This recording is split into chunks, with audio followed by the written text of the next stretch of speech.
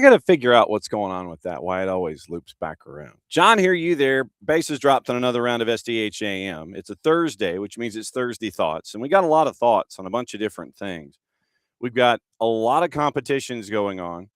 One that was late night last night. We've got highlights. Unfortunately, no post has surfaced yet, but we'll let you know how it got to the end result that it did. So CONCACAF had two yesterday to go with the two from the day before. And Champions League had two yesterday to go with the two from the day before.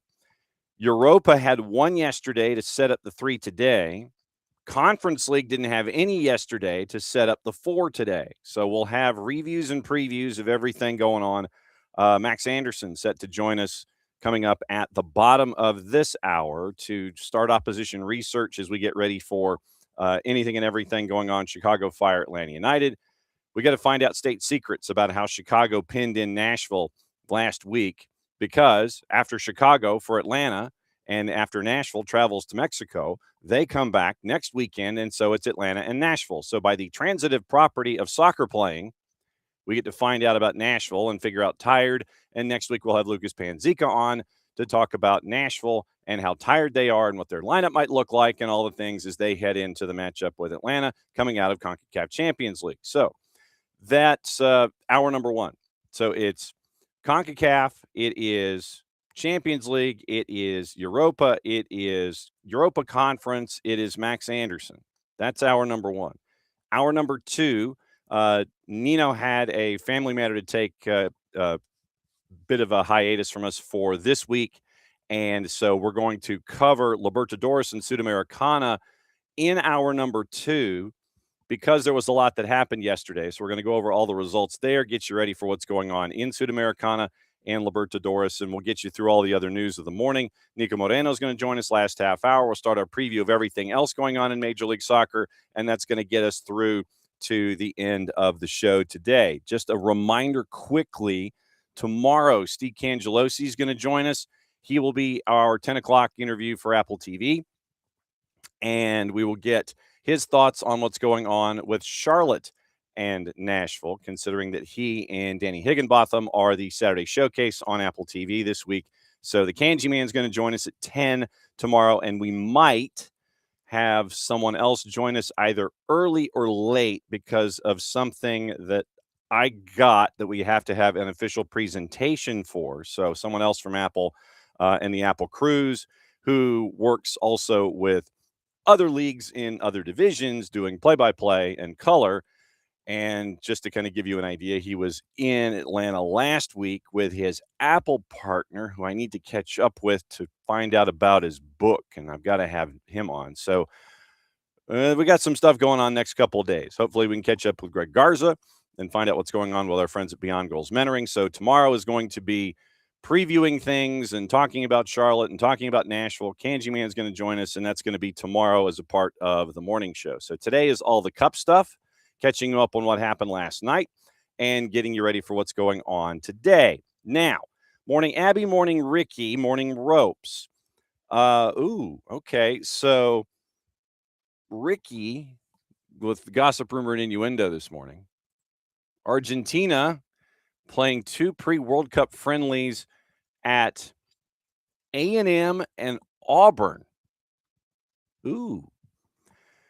Argentina at Jordan-Hare. Oh, wow. Oh, that's going to be, if that happens at 10 o'clock Eastern, Ricky, we got to start hour number two with our SEC report. Okay. Put a flag in that one. So definitely teased by the schools. Okay. So hang on. All right. So I need to see this. So we're going to check and see what's going on. So War Damn Argentina, I guess. So Auburn University. Okay. All right. Very wallpapery Wednesday, national champs.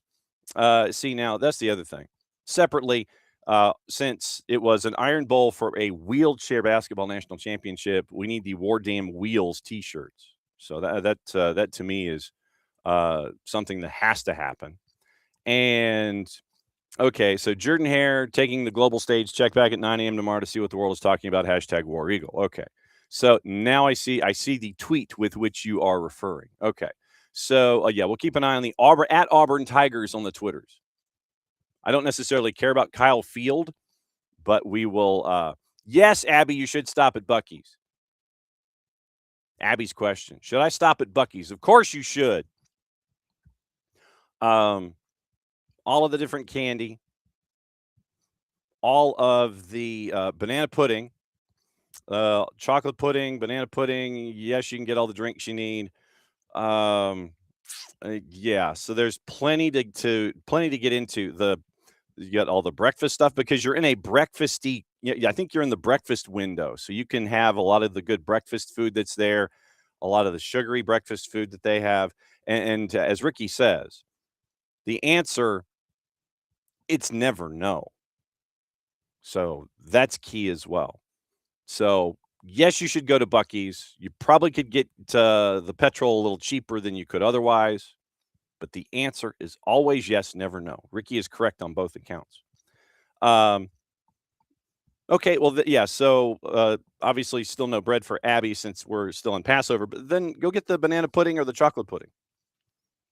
Something completely and totally just fattening and unbelievable and out of meal.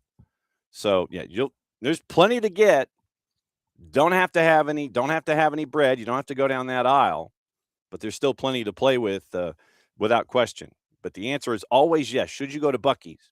You should fuel up, at the very least, your automobile, if not yourself, because there's plenty of different ways to do that. So, yes, Buc-ee's is an absolute yes. And I imagine that if you're heading back this way, that it is, well, then just take the vanilla wafer out and then give it to somebody else. I know.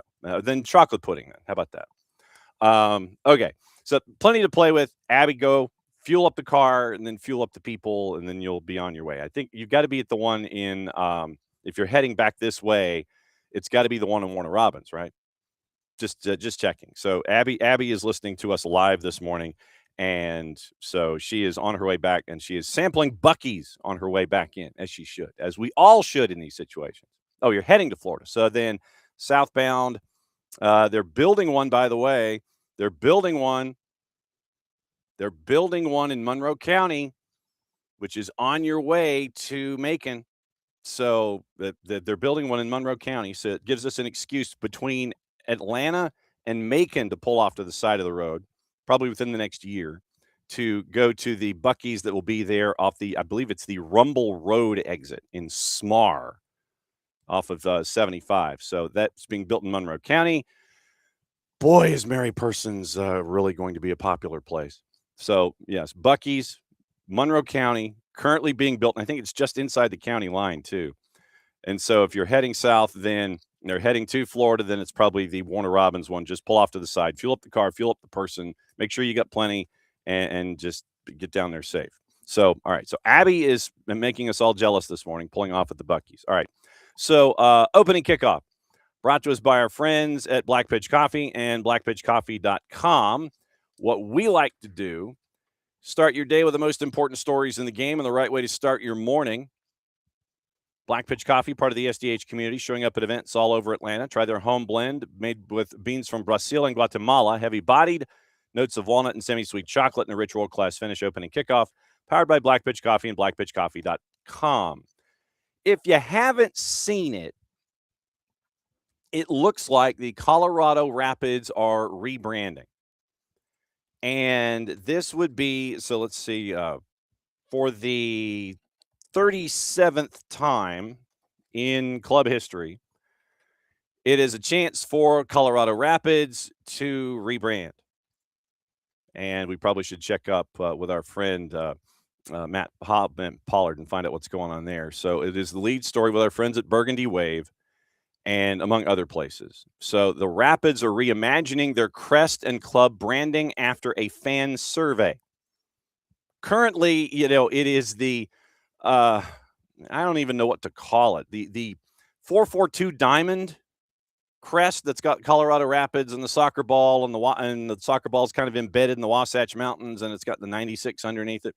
Probably should ask Cello Balboa what he thinks about this. But there was a December fan survey, and in Colorado, in Commerce City, the One Club, One Legacy initiative, and we talked about this back in December when this was brought up about the fan survey. So now apparently they are going to reimagine the club's crest and branding as a part of that fan survey. Burgundy Wave confirmed that the club name will not change. It will still be Colorado Rapids. The main color will be burgundy. Crest and other visual identity will be updated. According to Haley Dermer, the Rapids chief business officer, the Burgundy Boys will stay the Burgundy Boys. 5,000 people responded to the survey or participated in interviews or focus groups.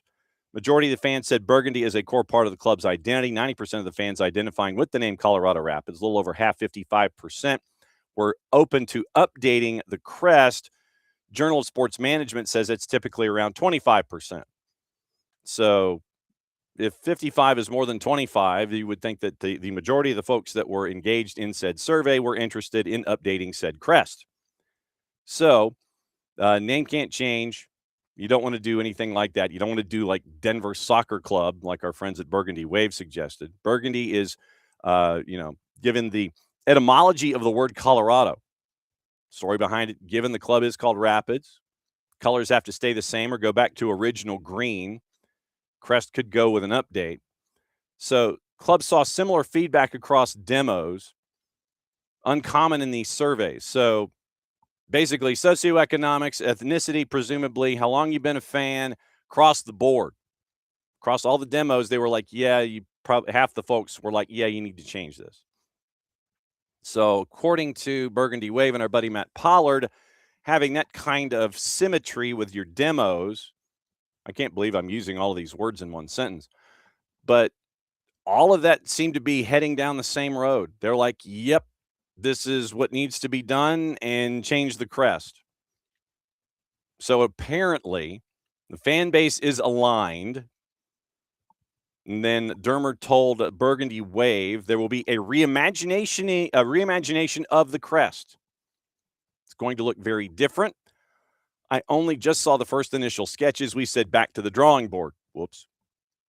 Quote, when you look at our logo compared to all the other crests in MLS, it takes a minute to find it. That's problematic. You hear the phrase forgotten franchise a lot. Dermer said color palette could be changed, different shade of burgundy and or blue. Outer shape of the crest is unique, doesn't stand out. Staff of the club admired the process and the result that NYCFC had in designing their crest in Seattle when they had their evolution 3 years ago. Dermer said, whatever we do will be incredibly us, incredibly Rapids. That's one of the things missing. Fans say, if you look at our crest, nothing that you see there that's Colorado other than the word Colorado. Seems to be a bit problematic. Dwayne Brown from DNVR says all the time the club does a great job of being Colorado, but they haven't done a good job of incorporating Rapids. Crest has mountains, but where's the water? Part of why the Headwaters kit was received so well because, frankly, quote, it was time for Rapids, end quote, according to Brown. And so fan survey was the first measurement. Fan involvement is the second measurement in measured twice, cut once. So you wonder how much the fans are going to be involved, and the club doesn't want this just to be a marketing ploy, obviously. And so now you have all of the secondary kit for the calendar, once again, changed 27-28. May not be a new kit launched for the 27 shorted season for the sprint. And so the Headwaters kit already in development for the new substitutions. So as they're developing it, don't anticipate a new kit for the sprint season, at least according to Matt Pollard and our friends at Burgundy Wave. Anticipate a new kit and a new logo, new crest for Colorado coming up, say, for the first time that they align with the world calendar, the Soccer Julian calendar, I guess. So not for the sprint season, but for 27-28 fall to spring for that one. That's probably when you're hunting for it. Dermer says expect new kits and other merchandise to align 28-29. So it's going to take that much longer.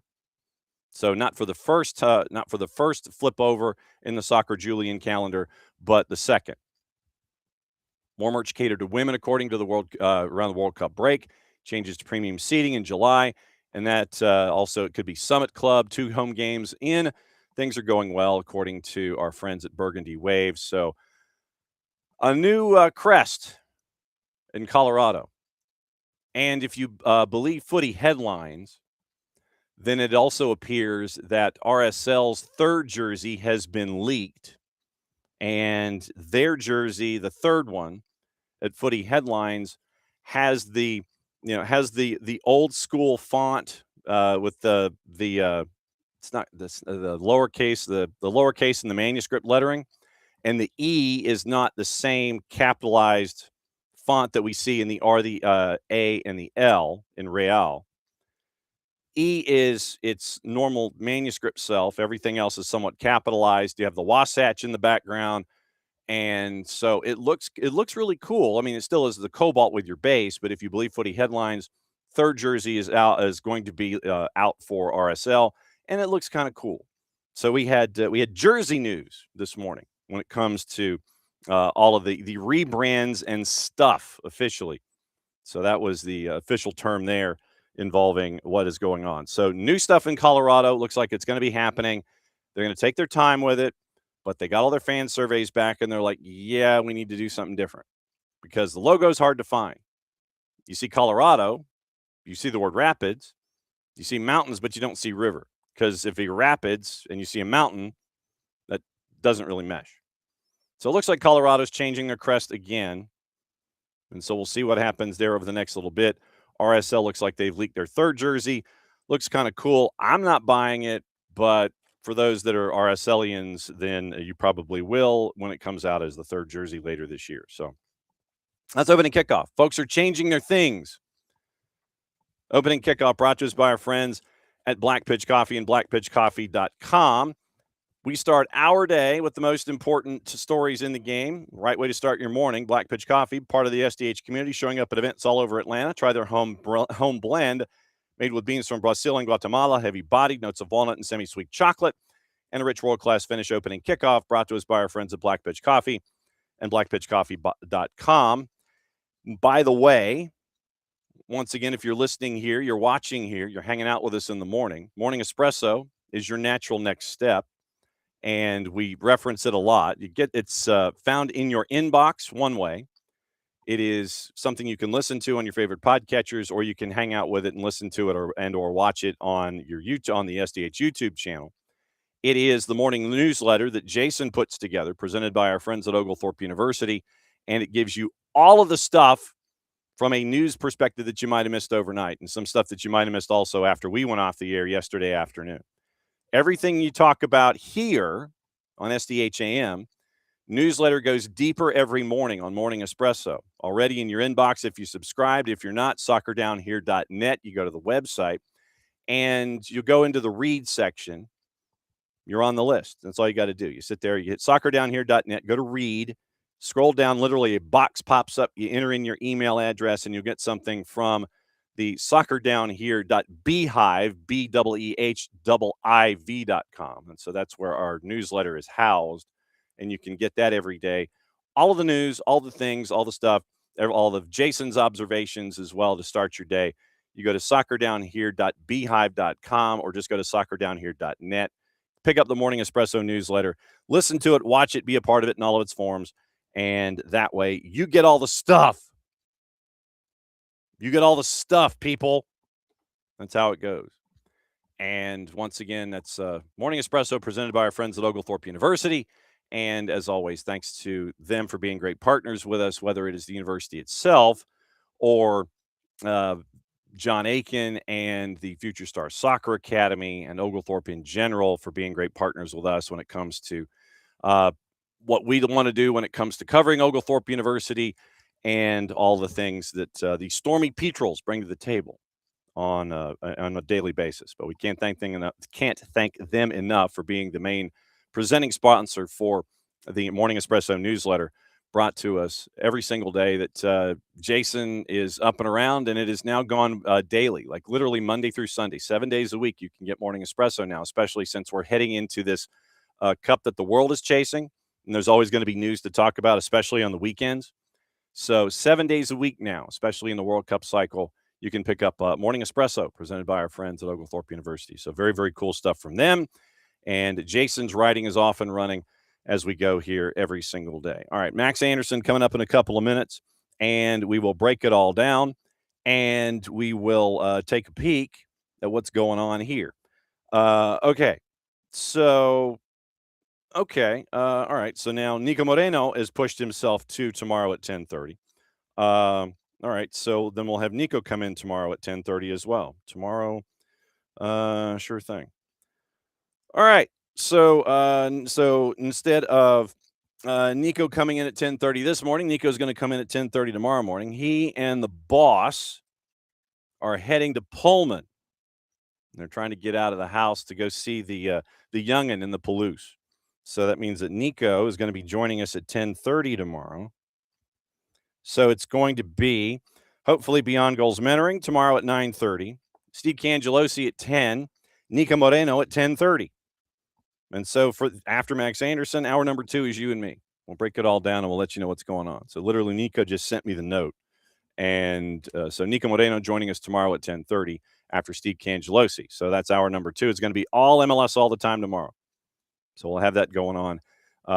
Here we go. All right. So like I said, there's a lot of cup stuff to get into. There's some stuff to get into overseas involving Leicester, and I'll get you into that. So we'll probably do that before we head into Max Anderson, just to kind of give you something to keep an eye on. And Ricky is going to keep an eye on the Auburn website for us, and we'll find out what it looks like with Auburn and Jordan Hare and Kyle Field in Argentina. That's a funky mix. That is a funky mix. But let's get into the Leicester thing here just a little bit. Once again, we'd mentioned that they were in trouble in PSR, and they appealed their penalty because, frankly, right now they are in the relegation zone and need all the help that they can get. And the appeal was denied. So you now have Leicester, who could be staring back-to-back relegations right in the face. And the Svidovana Praba family, they think of Leicester as, it is part of their family makeup, and it is something that is always going to be there for them and with them, because they have this attachment to the Leicester fan base. And so I want to get the particulars here so I don't mess it up. But Leicester, once again, they are now staring back-to-back relegations in the face because of the points penalty being upheld, and they are in the relegation zone in EFL Championship right now. So yesterday it came out, failed in their appeal against the 6-point deduction imposed for breaching spending rules, relegated once again at the end of both 22-23 and 24-25, challenged an independent commission's decision to recommend the penalty for the offenses committed under the EFL profit and sustainability rules for the 3-year period up to 2024. Premier League statement basically says that the decision was upheld by an independent appeal board. Club were found by the commission to have breached DFL's profit and sustainability rules for the period ending season 23-24. Club appealed that decision on a number of grounds, including the power of the commission to recommend the points deduction as well as the level of sanction. These were dismissed by the appeal board. Basically, Leicester was like, well, you don't have the power to do that as an independent commission. And the independent commission was like, well, yeah, we do. Appeal board also dismissed a challenge by the Premier League, which was limited to the commission's decision not to increase the sanction on the club as a result of its breach of the club rules regarding late submission of annual accounts. They're in 22nd right now, 1 point from safety, 5 fixtures to go. Portsmouth have a match in hand, and Leicester says they are now going to focus on the results on the pitch for the remaining 5 matches. We'll get into the championship and let you know what else is going on there coming up in just a bit. Okay, it is 8:30 Central Time, or as the boss calls it, God's time zone. And so the man is properly hydrating, and when we appreciate that, because we want safe guesting, we want properly hydrated guests. Time for opposition research. We bring in our friend Max Anderson, play-by-play voice of said Chicago Fire, and it is an opportunity for us to catch up with Big Max. Sir, do you have where are your four-legged producers, sir? I got what I refer to as my assistant. My golden retriever sits right next to my chair. So if I move my chair at all, I basically run over her tail, and then the lab makes herself nice and comfy on the couch. So they've got checking. their different roles in the enterprise. Just checking. We like I said, we have our producers as well, and they are taking care of the rest of the 40-acre lot right now, making sure that security is where things are where they're supposed to be. And the rowdy man may come down here, and you'll hear him clattering. 40 acres, John. Sounds like I got to start a soccer podcast, man. Oh, I know. It's like it's all out here in the backyard, and he yells at everybody. It's like that's his own personal zone where he'll go out on the front lanai, and if there's anyone within like 7-mile radius, he's like our lightning detector. Oh, yeah. Anybody comes through, it's like it's all there, and he'll make sure that no one comes to the front door, or if they do, we'll know about it an hour and a half ahead of time. If anybody's out back and they're doing things they're not supposed to, he'll let you know there too. And so he scares the bejesus out of everybody. I know the story well. Reason that we brought you on, other than to discuss our four-legged producers and proper hydration, is opposition research. Sure. And we always like to have you on, A, to talk about Chicago, but B, now that Atlanta is going up to Chicago to take on Chicago Fire this week, you are an absolute no-brainer to discuss what's going on these days. So, he asked, what's going on these days, especially after holding Nashville to a big old-fashioned goose egg last weekend? It was, I think I said on Twitter, maybe my favorite game I've gotten the chance to call in the last 4 years, and I've called some doozies. Mm-hmm. I think all things considered, what they were able to do against a Nashville side that everyone's calling world beaters, against a team that really, I think they came in 13-2 in terms of goals for and against. The Fire without Ugo Kuipers. Jack Elliott's in the hospital, finally back on the bench, might play 20 minutes, ends up playing 60.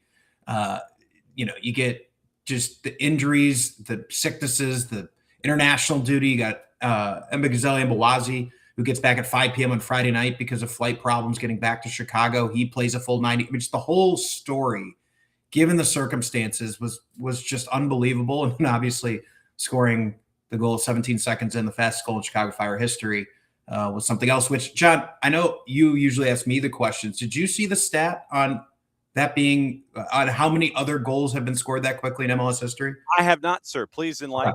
Well, the 17-second goal scored by Chicago Fire Soccer. If you had to guess quickly, because I had to guess, how many faster goals have been scored in MLS history? 2. 9. Wow. What? Yeah, I was shocked by that too. I said 5 was my guess. And when that came across in the media room, I was shocked by that. After the show, he's already, I was going to say after the show, you can Google it, but you're doing it right now. No, there'll be none of that. All right. So fastest goals in history, but it's visual. I don't want visual, and I don't want social media. Tim Cahill, fastest in MLS history. Red Bull's topic YouTube. Just give me a file. I don't want video. This doesn't work well. All right. Okay. All right. Go for it. Yeah. Take my word for it. Look it up after the show. I trust Fire Media when they pass that note along. I was shocked by that too, because it happens so quickly. It's one of those things when you settle in for a soccer broadcast, you're settling in. And when a goal is scored 17 seconds in, you got to make sure you're warmed up. You're ready to go. It happened that quickly. Fortunately, I felt like I got a good call off on it, but obviously it's all about me. Yes, of course. And that's how it should be. It's like Rob Van Dam right here. It's all about Max. So then when you look at, and we'll just take it and we'll roll forward. So lineup was Gutman and Bokazi, Elliott, Barroso, Chris Brady in net, Lod, Avila, Soletros in the midfield, Bamba, Haile Selassie, and Zinkernagel because of obviously the absence of Ugo Kuipers. How different was it outside of the first 17 seconds offensively with this lineup being what it was before subs come in and you sit there and you're changing things philosophically? How different a lineup was this layout going up against Nashville coming in? Well, not as different, because 3 minutes before first kick, Joel Waterman gets scratched, and Jack Elliott, who was in the hospital a week ago with sepsis or 2 weeks ago, has to start. The whole thing, that's, again, I didn't even get to that part of the amazing part of that game, and why it was so fun was you had this whirlwind of between injuries and then what happened to Waterman in pregame, which we still haven't gotten full details on, but I did see, I think he was training individually this week. Just going back and looking at my notes on that. Waterman, Rogers, and Jack Elliott were all training. So I think that's good sign for the three of them.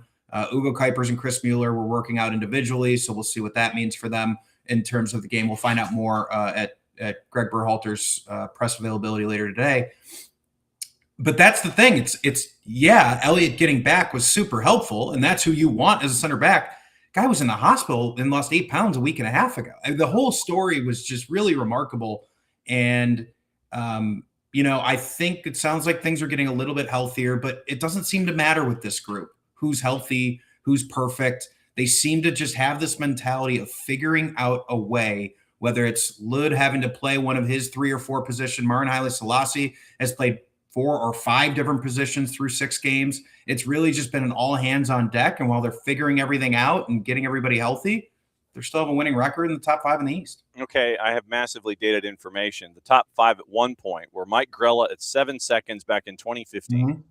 Tim Cahill at 8 seconds in 2013. Dwayne De Rosario at 11 seconds back in 2003. Sebastian Blanco in 2022 at 13 seconds. And Deshaun Brown at 14 seconds in 2013. Like I said, that gets me to the end of July 22. So I still have about 4 more years of research. But it gives you an idea. It's way more than 2. Yes. Yeah. So I would not have won the Showcase Showdown. So that would not have gone over well. You look at sepsis. I mean, that's 8 pounds to me. That's unfathomable. There are those of us that would like to do that the natural way, but absolutely. I'm working on it right now, getting married this summer. Whoa. Okay. Did not know about this. That we got to, we'll end with that. We'll put a bookmark. Sure. So you look at what you've seen so far this year. I think Mbokazi has turned into the early season a folk hero for fans with Chicago, with all the new faces that came in and are integrating with everybody that's there. We talked about outlook and expectations and things like that, but what have you seen from the new folks, the imports that have come in as they've tried to integrate with what Greg Berhalter wants to do? Well, Mbokazi has advertised. I can think of probably 4 moments through 6 games where I thought for sure a point-blank shot from somewhere between 6 and 15 yards was about to be taken, only for Mbokazi to come out of nowhere and deflect it up for a throw or for a corner or whatever. His closing speed in that final half of a step from an attacker is unlike anything I've seen in MLS. He's quick, but he's not fast. He's aggressive, but he's not reckless. He has, I think, 1 tackle I can think of in 6 games that felt borderline on reckless, and that's after dozens of tackles that have just been so well executed. And then wrap around the fact that he's only 20 years old. I mean, his ceiling is so high. I don't think he's long for the MLS. I think the Fire are unbelievably lucky to have him for as long as he'll be in the MLS. But with his skill, his talent, it's only a matter of time. And obviously, when you want to make sure that Chris Brady's got good sight lines and can pick up anything, and he has that trust of those 4 dudes in front of him. What has it been like to see Brady so far this season? Because I know a lot of folks gravitate to a 0 or a lack of goals given up on a week-by-week basis. Mm-hmm. Naturally, they'll look at Brady as your starting point, but obviously you've got the guys in front. What's it been like to see him this season? Well, anyone that knows Greg Berhalter well, followed his what we call Greg Ball, knows that your keeper is a critical part of, obviously, defense. That's soccer 101, but offense as well, getting the play started out of the back. And as good as Chris Brady was, as promising as he was in his first couple of seasons under Ezra Hendrickson and then Frank Klopas, his play out of the back left a lot to be desired. And as hyped and as excited as people were about Chris Brady, everyone around the team said the next step for him is how can he play with quality out of the goalkeeper position. There was too many times he was launching balls out of bounds, uncompetitive first balls up the middle of the pitch. And that was the biggest difference last year you started to see. You started to see him really control the ball out of the back, make smart plays, which when in the opener against Houston, he looked a lot more like 2023, 2024 Chris Brady. And Greg Berhalter came right out and said he was not happy with the way Chris Brady was as strong and as forceful as I've seen Greg Berhalter be on an individual player in a season plus. And he did it in the first game of season 2. Since then, he's been phenomenal out of the back. And that's going to be the difference for him if he's going to make the U.S. men's national team, which all signs point to a better and better likelihood he's going to be in that goalkeeper room. The improvement out of the back from him was what had to happen. No one had any questions about his abilities as a keeper in terms of his saving ability and his work around the net. It was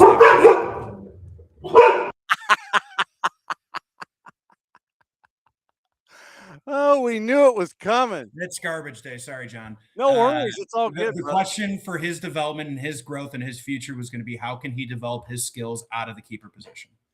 And did I see correctly that he's passing at 69%? I mean, that's nice, but 69% passing out of the back for a keeper. I mean, that's a heavy increase from years past. Yeah, it's a key to what they want to do and build up. It's key that he is able to facilitate and get the defensive positioning right by time. There's going to be 2 or 3 a game. They're going to make you pull your hair out as almost being a disaster, but they've been controlled. And so, through 6 games hasn't been an issue. There has not been a play out of the back issue.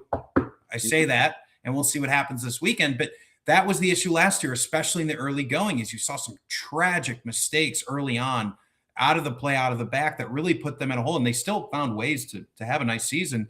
That really felt like the next step was perfecting that play out of the back. Chris Brady is where it starts. You have to have a keeper like Chris. There's several other teams that play similarly, but he had to be better, and he has been. He's been phenomenal. He was team of the match day, had 2 of the more impressive saves he's had certainly this season, and is certainly making his case for the U.S. men's national team. Phenomenal. Chris Brady, to see his game evolve, because there have also been, outside of his passing wanderlust, there have been those moments where outside the 18, you're kind of sitting there and you're going, okay, could you be a little less aggressive for me and kind of stay inside the 18 when it comes to offenses coming back down in transition? Is he staying at home more than we've seen in the past? Does he put the pith helmet and the machete kind of away off to the side a little bit? Yes, is the short answer. And then I'll explain. I think when you have complete confidence in your middle 4, right, your center backs, and then your holding midfield, whether that's Saletros, whether that's Jay Davila, to do what they need to do and do it with confidence and do it with skill, you don't have to be as aggressive out of your net. You don't have to worry about being a hero and being Mr. Everything. I think that was the problem at times, even last year, right? They gave up, I think, a club record amount of goals last season too.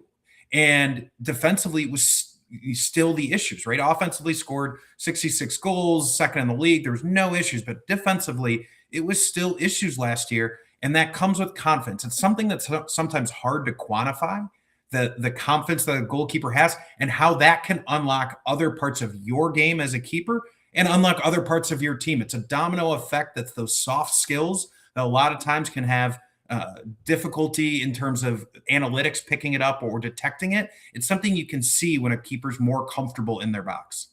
Outbound as of coming into this year: Barlow, Dowd, Chase Gasper, who retired, Kwame, Brian Gutierrez, Koutsias, Justin Reynolds, Kellen Acosta, Sam Williams, and Omari Glasgow.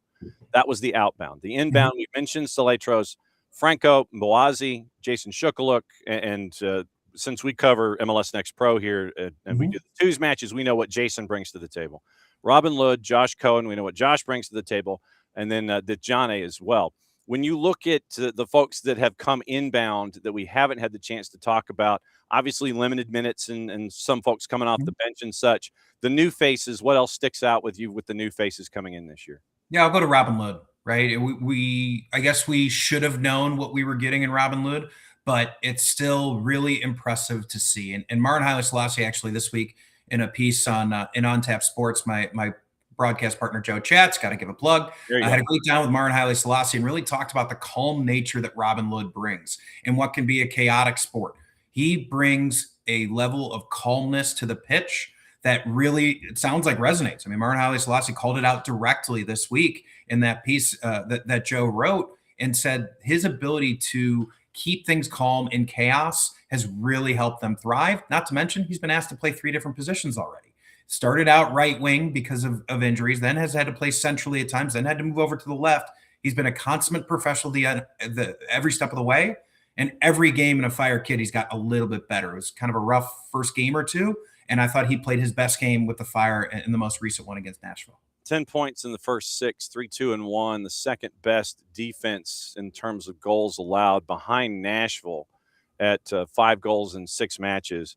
When you look at this offense, I know that there probably is an expectation of you've only scored 8 in 6, which is 1 1/3, carry the 3, and hold the line over the top for the remainder of the calculator. When it comes to offense, are the fans still kind of sitting there going, okay, where's the offense with all of the names that we have? We're anticipating more here and it's not here, or because of absences, is there patience? The second part. Okay. I think the second part is the feeling I'm getting and certainly what I'm seeing. And again, when you've got guys that are having to play out of position, game in, game out, they have not had the same starting 11 twice yet.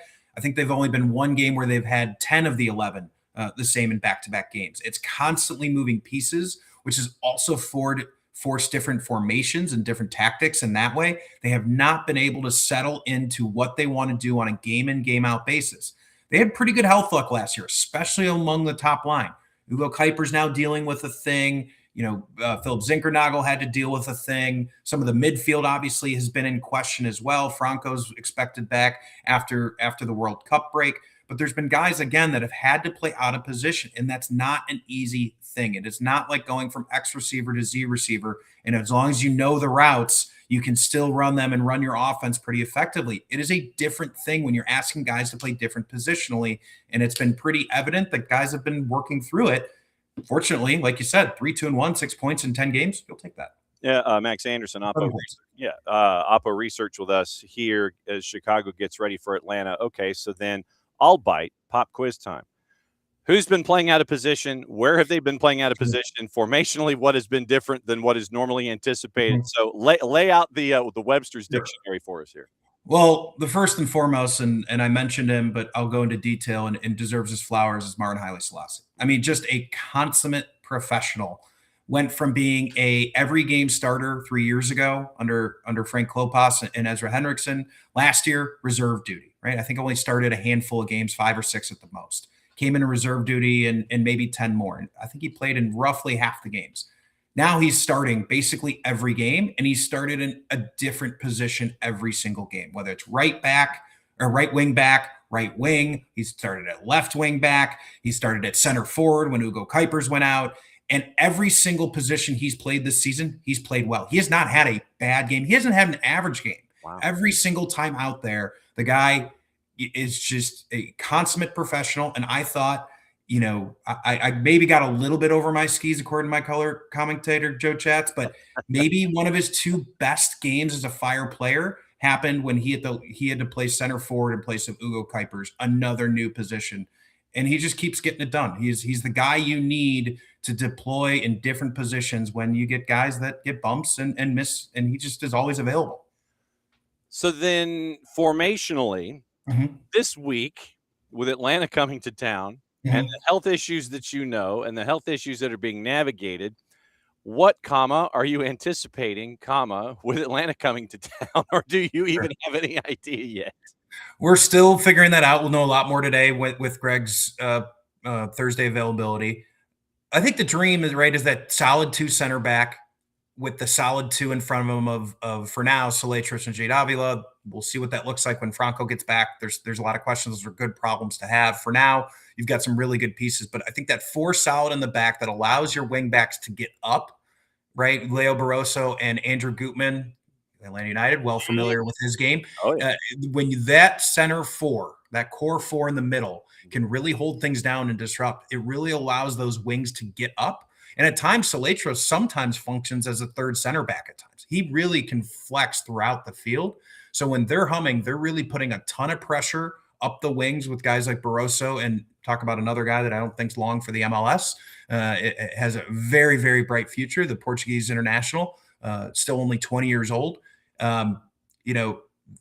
When those guys are able to get up because they're playing confidently in the middle, this team is really, really dangerous. So that 4 in the back, whether they go 4-3-3, whether they go 4-3-2-1, it kind of can shift throughout the game. But this team's been at their best when they can play that core 4 in the back, allow the wing backs to get up, and allow that middle 4 to really control the pitch. Is there, and I know that I'm already sitting here looking at transfer windows and things like that, but is there anything missing that Greg Berhalter sits there and goes, I need help here. I need assistance at this particular part, or I just need everybody to get healthy. I'm good standing pat where I am with my roster right now. I hadn't thought about that yet. We're still pretty early, John. So Yeah. give me just a second to think about that. I Yeah. think as it stands right now, Mhm. they're going to get a quasi transfer when Franco returns after the World Cup break from his ACL. Got it. That now the caveat there being, I think we all know, even once you're back, it takes a few months to get back, and certainly playing at the level he was playing at the end of last season. That it seems like something that will come. Certainly monitor of several injuries. I don't think anything seems terribly long term at the moment, but certainly keep an eye on. Defensively, they really shored up center back position. They've got Chris Cups, who's the great American hope here going forward in terms of a center back at just 17 years old, and a ton of excitement around him. And he's their fourth center back right now. Joel Waterman has had to start a bunch, but that's because either Elliott's gotten injured, Mbawazi has played well, but Waterman's been the third center back. You've got Sam Rogers in the mix as well as your fourth. So defensively, they feel like they're in pretty good shape. Victor Radievich on the wingback spot has really pushed Andrew Gutman, or at the very worst, been a really capable backup on that right wing back. Johnny Dean, we all know and love Johnny Dean. Little ball of hate, Johnny Dean. So as I'm talking through it, the conversation's been around Robert Lewandowski, right? That's been the rumor. I've read the same. I know where you're going, John. No one's ever going to say no to that. Do they desperately need that for a run? I don't think so. Would it help them? Sure. Now, that's on paper. What I can't say, I don't know Robert Lewandowski. I don't know this locker room. But I trust Greg Berhalter at this point that he does, right? With his experience, I trust that he can read the room. He knows a lot. And at this point, my trust is in Greg Berhalter. But to put a cap on your initial question, there's nothing I can really point to right now. They've got really good depth. When they're healthy, Robin Hood's going to be an option off the bench. I mean, that's an MLS All-Star 2 years ago. Okay. Yeah. And the Lewandowski was me burying the lead a little bit. I beat you to it. Sorry, John. No worries, man. It's all good. Oppo Research with our buddy Max Anderson as we get ready for Chicago and Atlanta. Is there anything from your mind that concerns you? I guess let me ask it this way. Yeah. What are you the most confident about from a Fire perspective as Atlanta comes to town, and what concerns you the most as Atlanta comes to town for this matchup? What I'm most confident in is the Fire's defensive core, which feels insane to say after last season, and the way last season went defensively. But it's just been a different team. I mean, 3 clean sheets through 6 matches for Chris Brady. They have looked so much better. And I mentioned those 3 or 4 moments on my opening comment about Mbawazi. Those 3 or 4 moments last year were in the back of the net, and that's been the difference. And so confidence-wise, the defensive core, assuming Jack Elliott's back full healthy, that he's fully recovered from sepsis. I don't know if folks are familiar with it. It is a really tricky thing, because even once you physically feel fine, your body might not be. It's a really strange thing with the blood. I'm not a scientist here. I'm not a doctor. But one of the things that I keep hearing that you have to watch out for is, even once you're healthy, you still got to kind of take it easy, because it can relapse quickly or something along those lines. So that's a minor concern, but the fact that he was in full training, really good sign. What I'm concerned about is this feels like a bit of a trap game for the Fire, and I'll explain. Okay. You're coming off a massive win over Nashville, which most people didn't think was possible to get a full result, let alone a partial result. You have a ton of confidence. You're a little bit of the talk of the league. You've got Chris Brady, team of the match day. Atlanta, we haven't really talked much about the other side of this equation. Tata's going to miss the game. They're coming off consternation, a really rough start to the season by all intents and purposes. So on paper, this should be a MLS team at home, riding high off a big win, and getting healthier. All signs point to this should be a Fire win. I won't say comfortable. Nothing's ever comfortable in the MLS. It should be a Fire win. That is what scares me, right? Anytime the complete reverse of how we went into Nashville. Ooh, man, now Joel Waterman scratch, Elliott off of sepsis, has to play center back. Ugo Kuipers isn't in, Martin Hasselossi, and they find a way. So it's really the complete opposite concern I had going into last game, which was underconfidence. Now it feels like almost overconfidence. So this feels like a really important test this week of how clinical and professional this team can be moving forward throughout the rest of the season. Okay. Like I said, I just wanted to get your thoughts from. And John, if I could say one more thing as I say that out loud. Sure. I think the more impressive thing isn't the fact that if they having beaten Nashville, I think it'd be more impressive if they followed it up with a win against Atlanta. Having said all of that. Yeah, because you don't want that trap game. You sit there and you're thinking about, okay, we've done great, and then you have the letdown, and then you have a team like Atlanta come to town. But traditionally, for Atlanta going to Chicago, it has been a very, very difficult place to play. There have been some wild results that have happened, whether you're talking Bridgeview or whether you're talking, the spaceship. I mean, it is a place where weird-ish happens when it comes to this particular rivalry. I mean, yes, MBS has its own personality when it comes to this, but Chicago has been a very, very rough place to play for Atlanta United for various reasons and circumstances. And that was why, I wanted to try to pick your brain about your vibe coming off of that Nashville win. Mm-hmm. And so, yeah, I think for Atlanta, first of all, right, you play in a dome versus playing an open air. That's always going to be a huge thing, I think, for Atlanta, no matter where they play. When they play indoors, even on the road, they're going to play better than playing on natural grass at Soldier Field. That is always, in my mind, going to be a tough one. As you say that, I'm looking up the weather for Saturday because I have not looked at that yet. But that can certainly play a part. And according to weather.com, 52. So it's going to be chilly by the time we get to kickoff. It's probably going to be in the 40s by the time we get to kickoff on Saturday.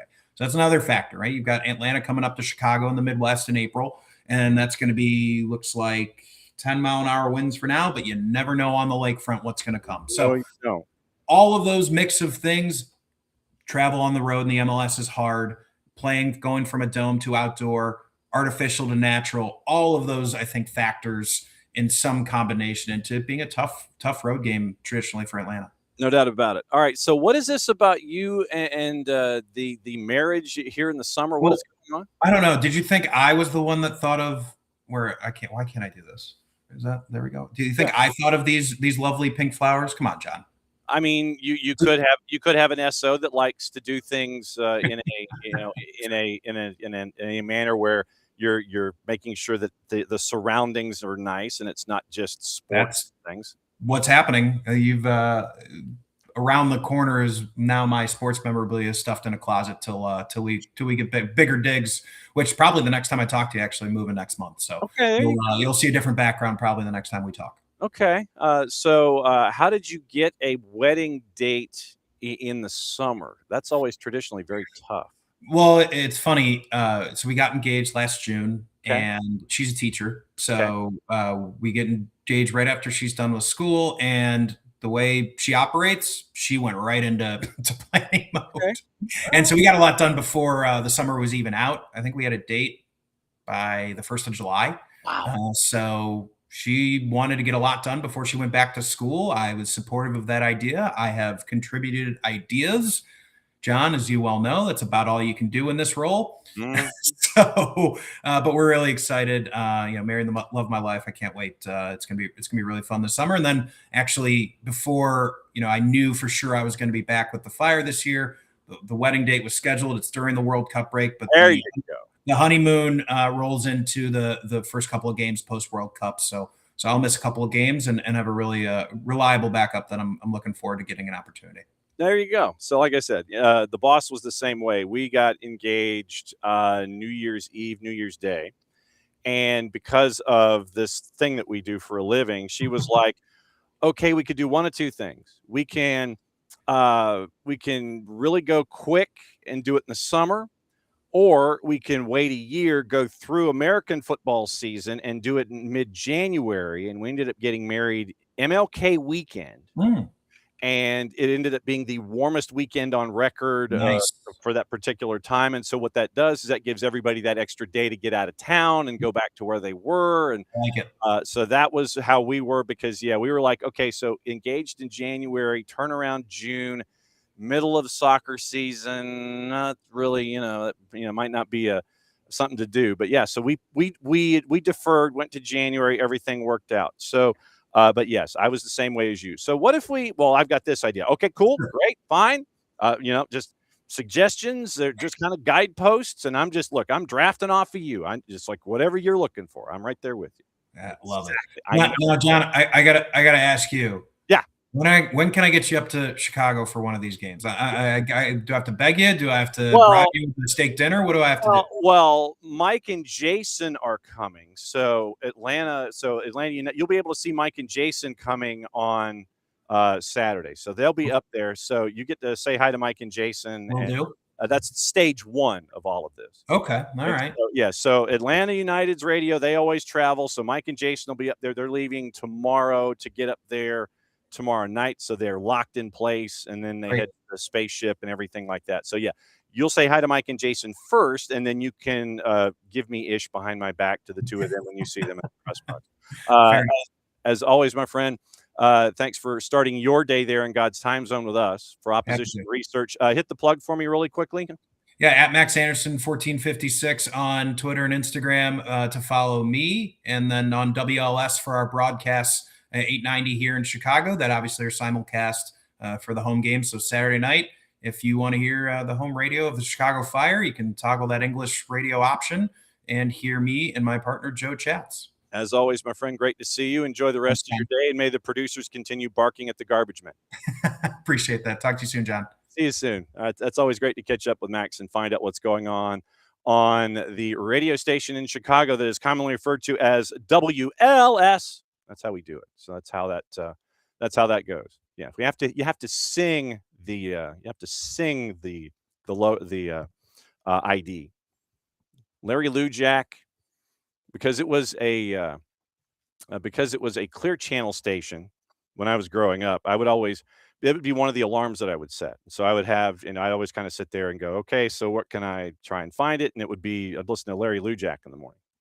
Shows you how old I am. Anyway, Max Anderson, always great to catch up with him and find out what's going on in and around the planet and everything going on involving Chicago Fire. So that is your early rundown of opposition research for Atlanta and Chicago. And yes, Max can say hi to Mike and Jason and just make sure that they give me ish behind my back. Okay. So, morning Kefzi. Wow. So we have blue-gray mantle, misspelled, piece O. Let's see. All right. Now, this is what happens when you're kind of paying attention to this. And you're paying attention to the show instead of paying attention to the bots. So we're going to report blue-gray mantle piece O, misspelled mantle. So bots. And so it is a viewer solicitation bot. Solicitation bot. Okay, so that's there. So we take care of blue-gray mantelpiece O. And so differences, expectations are flipped. And I know that a lot of folks that have the history with Atlanta United always remember the 5-1 game that was at Soldier Field. That one's always remembered as a part of the history of this one. You got 3-3 games where it finishes 10v10, all of the things. So that's why I wanted to ask about confidence and concerns. And it always is traditionally a very, very rough place to play for Atlanta United. Manager head-to-head. Okay, so all right. So KFC. So Greg Berhalter versus Tata Martino head-to-head record. Okay, so let's see if somebody has. Okay, so how did Greg Berhalter fare against Tata Martino in MLS matches? But that's like 2019. So, Martino's squads were 4-0-1 in 5 meetings against Greg Berhalter's Columbus Crew sides in 17 and 18. Tito Villalba scored every single Atlanta win in that span. 5 goals amounted more than 20% of his total MLS production since his arrival in 2017. Zach Steffen, the hero in Columbus's best result, which was in the knockout round in 2017. So 4-0-1 when Berhalter was with Columbus. And so 4-0-1 when Berhalter was with Columbus and Tata was with Atlanta United. Let's see. And then you have the Tata versus Greg in international play.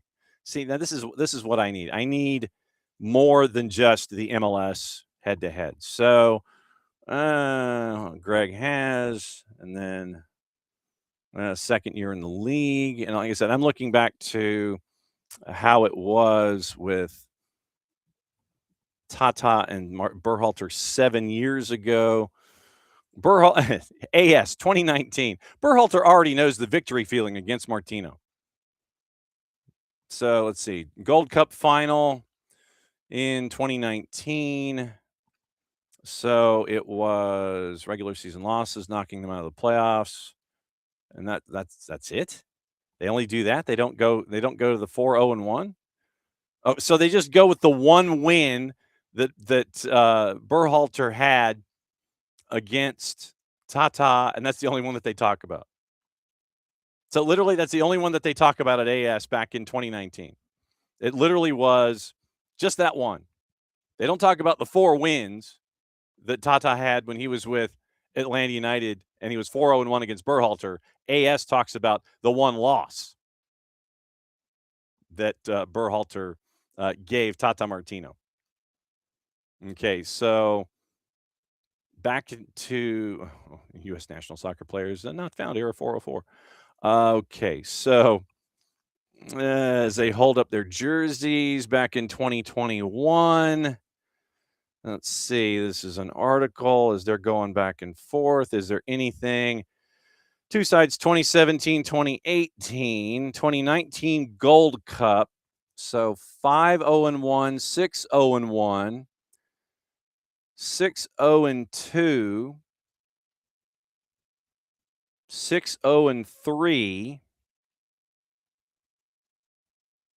So it looks like 6-0-3, and then U.S. and Mexico in a World Cup qualifier in Cincinnati in that game. So 6-0-3, and then the Gold Cup final. So what was it, Gold Cup of 2019 or 2021? 2021. 4 USA-Mexico matches, Berhalter and Martino. Americans have a record of 2 draws and 2 losses. Nations League final, so 4-0-1, 6-0-3, heading into the last one back in 2021. So it was 6 losses, 3 draws, 4 goals scored, 16 goals against. And that was going into that final matchup with the 2 of them in 2021. And it was the more impressive than the Friday night World Cup qualifier back in 21. So, yeah, so it was 6-0-3 heading into that World Cup qualifier. All right. Let's see. Oh, here it is. Look out. All right. So Auburn has announced officially Jordan Hare. Oh my goodness. Argentina and Iceland. June the 9th at 8:30 Eastern Time. Oh goodness. Yep. All right. So yeah. There we go. Let's see. So all right. So I'm sorry. I'm trying to do like 19 things at once. Should be fine if you're tight.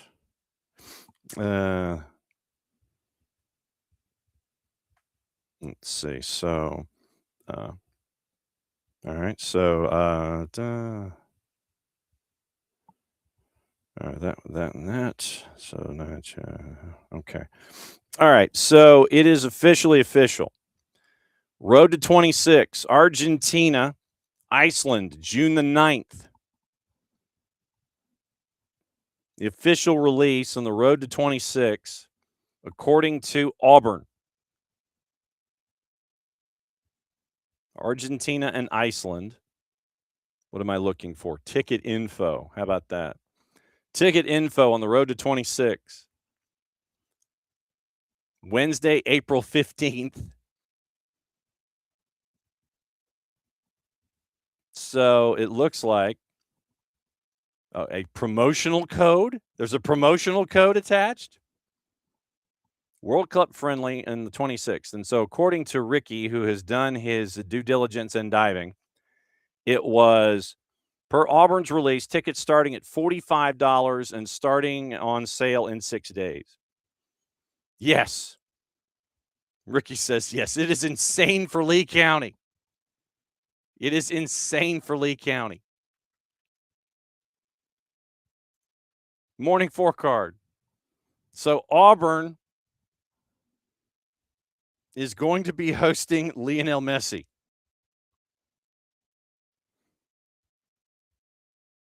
This is insane. Auburn hosting. Oh, what this game has done to us here.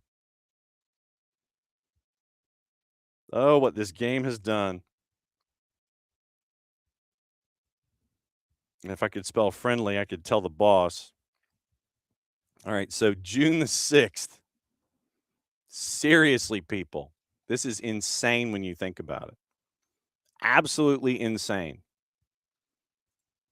Have they officially put together the okay, so they finally did. So as of the top of the hour, they finally did release. Let's see. Argentina, Iceland. I'm distracted, as you can tell. Argentina, Iceland on June the 9th. Unreal. I mean, because there have been times, when you see like the summer series and things like that. Thank you, Ricky. So June the 9th, Argentina and Iceland at Jordan-Hare Stadium. Could you imagine Andy Burcham and Randall Dickey calling this one? Could you imagine if there's a shot on target, or if there's a goal scored by Iceland, or if Messi goes down and there isn't a penalty called or a foul called, Andy goes, "Golly bum," and Randall just keeps talking over him. Could you imagine this? I could.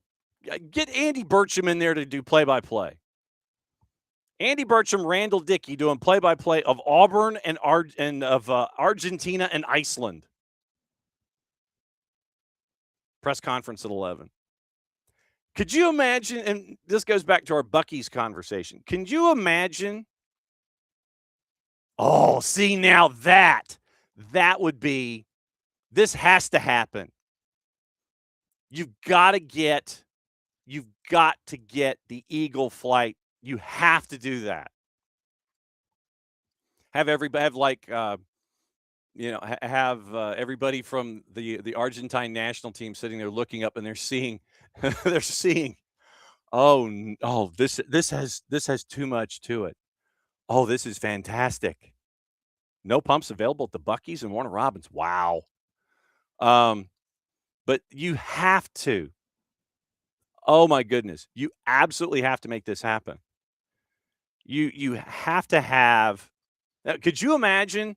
So the student section, will be full. And and when you've got, say, a penalty kick situation, you have a penalty kick situation heading toward the student section.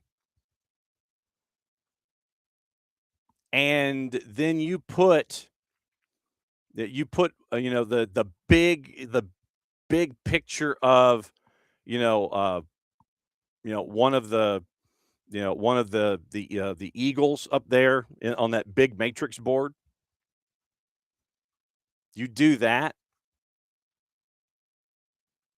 You do that during a penalty kick situation toward the student section.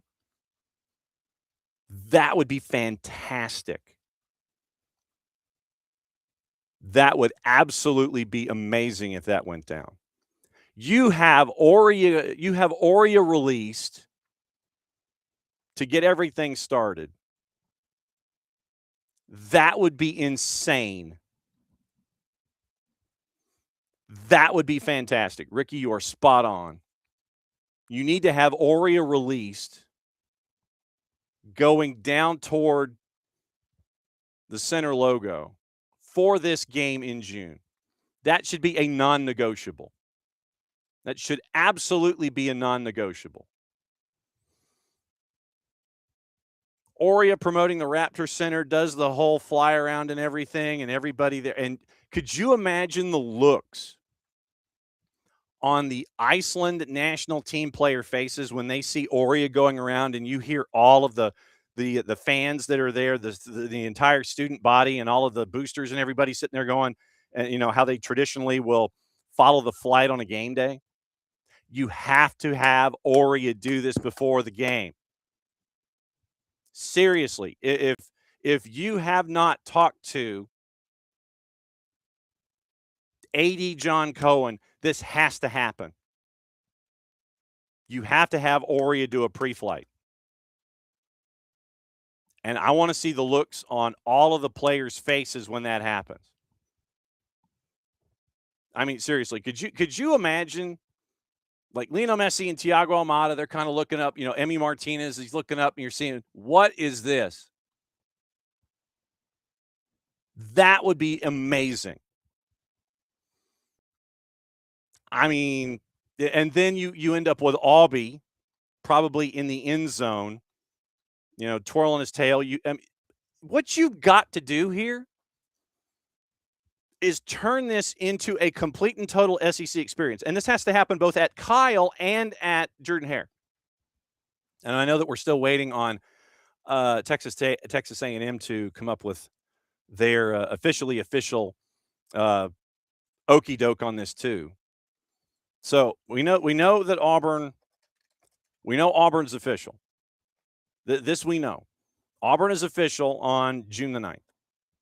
So, all right, so Texas A&M football just has Edger and Cooper, and that happened at the top of the hour. So they haven't said anything yet. So Aggie football, schedule, roster stats, news, maroon and white game. So the news that is posted at 12th man, last story that was done, the NFF Hampshire Honor Society class, according to the story headlines that are on the A&M website. And apparently softball at A&M had a run rule game against Texas the other day. So nothing from A&M specifically yet. So let me see if I could spell A and M. So A&M. All right. So Texas A&M. I'm going to go to the official university official stuff. Not Texas A&M, Texarkana. And there is nothing on the front page of the university site. And you go to the 12th man, 12thman.com. They have the Lone Star Showdown with Texas and Texas A&M. The latest is last night's run rule win over McNeese. So they don't have any news yet at 12th man. But you have to. You have to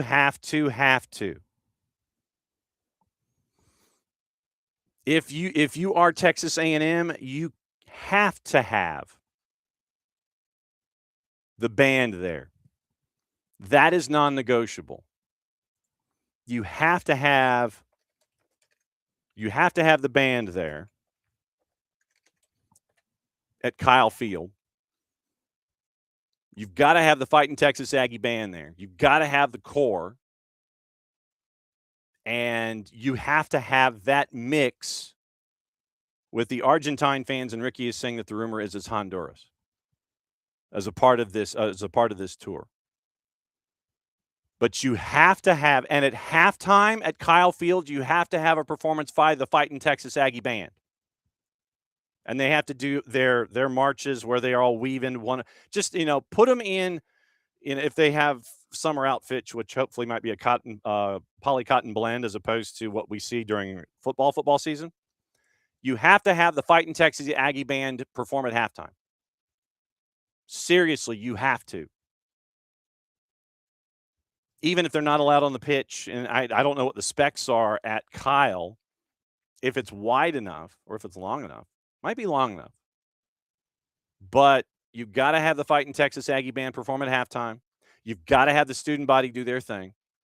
Because I don't know if you're going to get 108,000 at Kyle Field for Argentina and possibly Honduras. But you've got to. Got to. So Honduras, yeah, okay, so the Federación de Fútbol de Honduras. Okay, so 16 hours ago they mentioned, so if it is Honduras, it is a Honduras-Costa Rica. By the way, the Costa Rica jerseys, those that have been released are amazing. The Federación de Fútbol de Honduras posted something 16 hours ago about their U17s playing Costa Rica's U17s in San Jose. It's the last thing that the FFH has posted as an entity. So the FFH hasn't posted anything yet. And we're still waiting for this opponent at Kyle Field. But you have to. You've got to have the band at halftime. You've got to have the core there. And it's got to be just off the rails. At Auburn, you've got to have Oria fly before the match. You've got to have Oria or Nova's face in the matrix board or the big light board in the student section end zone during a penalty kick. You've got to have these things. This has to happen. We do know once again, Auburn is going to be hosting Iceland at Jordan-Hare June the 9th. Are you kidding me with this? So, yes, we will be chasing after these two universities, especially as we get closer. Shoot, maybe even next week to break all of this down. And see if we can get John Cohen on or someone from operations or something like that. We'll track it down from both schools once the second school makes it official. But you have to have these elements in. And maybe if we talk to the folks quickly enough, we can convince them to have these as elements of the breakdown of this tour. Tickets go on sale 6 days from now. If you're interested in going to the Plains, oh my God, the prices of the hotels. Messi and the SEC, people. That's what we're getting. Not just Messi, but, Argentina and the SEC. The collision of cultures is amazing. Okay. Okay, so Max found them. Okay, the top 10 fastest goals in MLS history. So, technically, Zinkernagel's T8. Grella, Cahill, Justin Miram in 2015 for Crew against Red Bulls. Dwayne De Rosario, Sebastian Blanco, Deshaun Brown. We had those.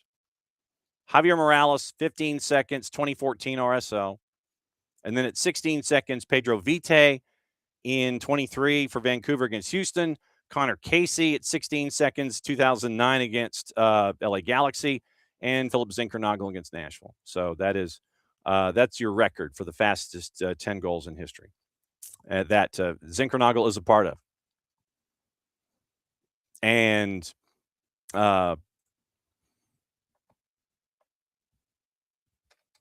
All right, so let me tell the boss.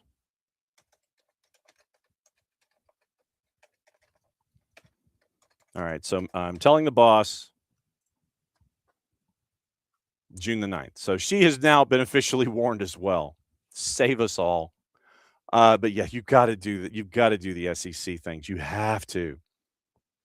Kefsey says, well, Ricky, that is my state secret. Ricky mentions that you might be better off staying in Columbus. Literally, that's what I do. That literally is what I do. I stay in Columbus for all the big football games because it's an hour drive away, and you're there and you're doing the things.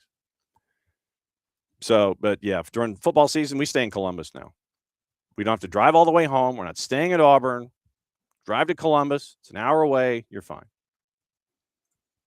Kefsey feels like the Argentina rugby and Auburn football synthesis is strong too. Pumas and Tigers, Eagles and Condors. I mean, shoot. Look, Kefsey, I'm going for the gear.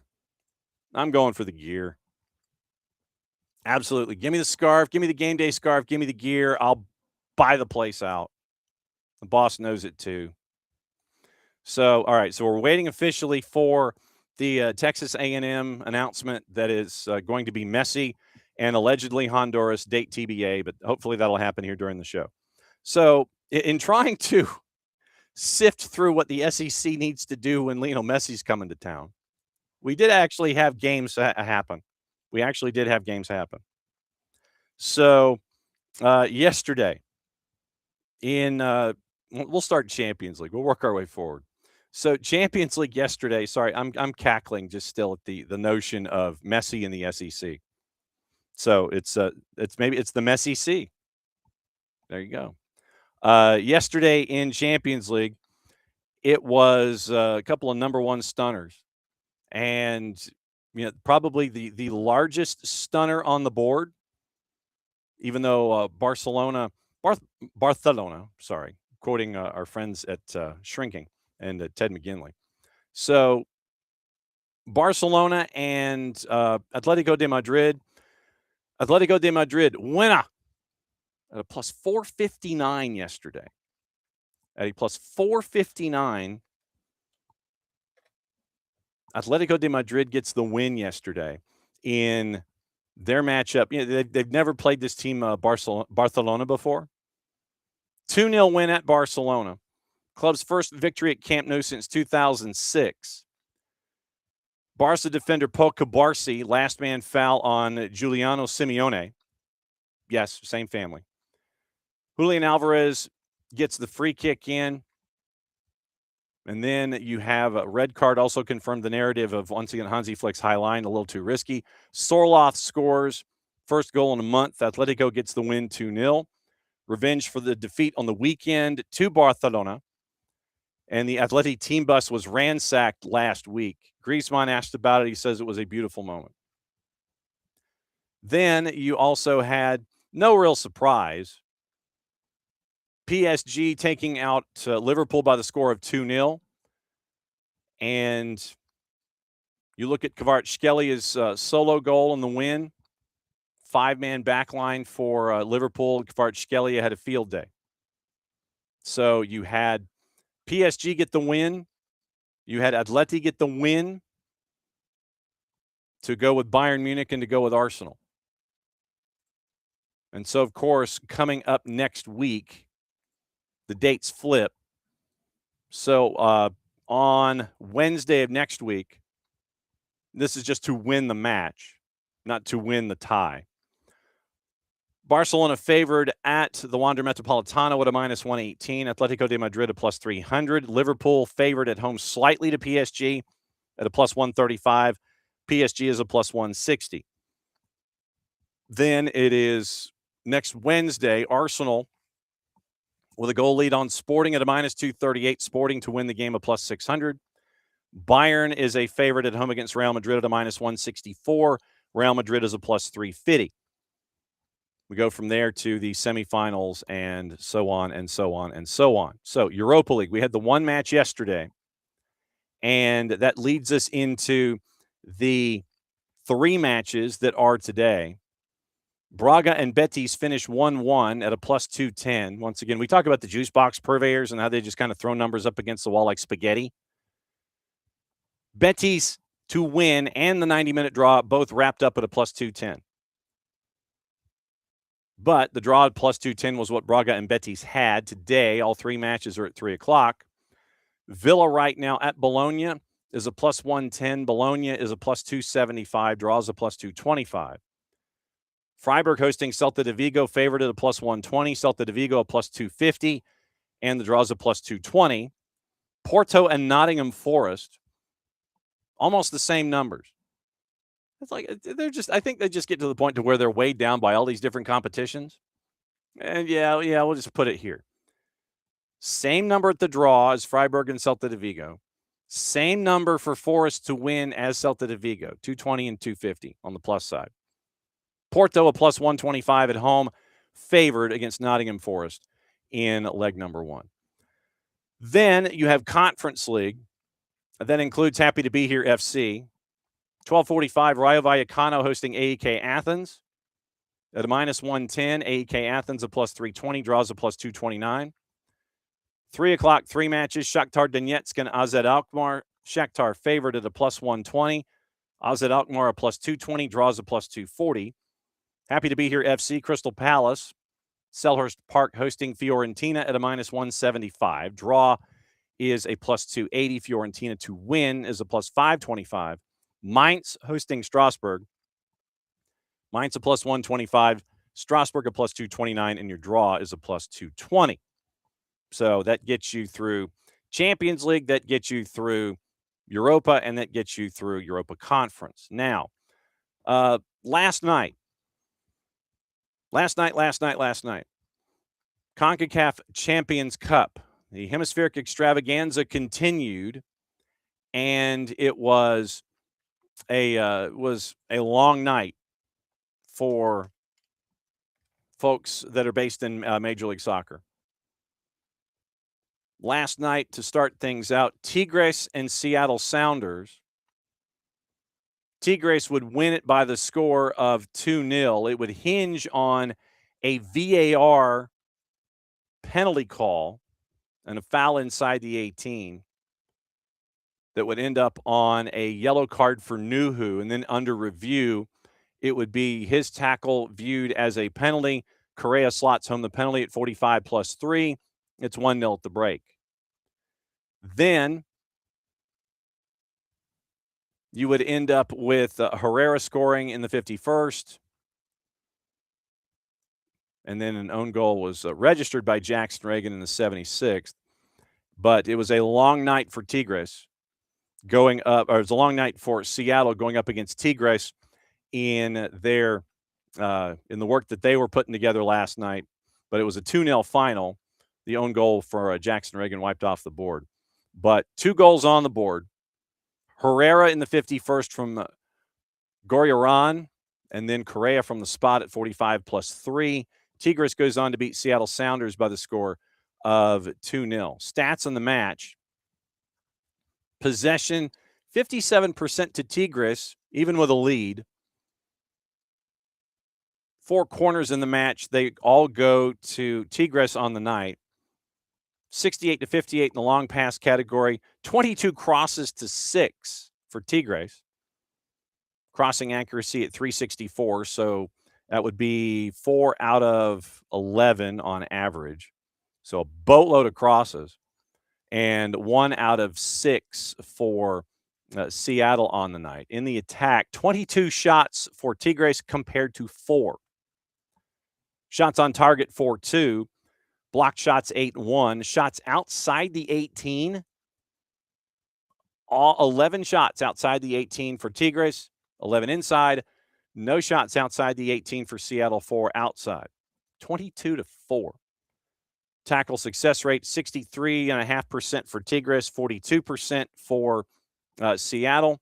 Fouls conceded, 31 fouls called in the match, 18 of them for Tigres, 13 for Seattle, 3 yellows on each side.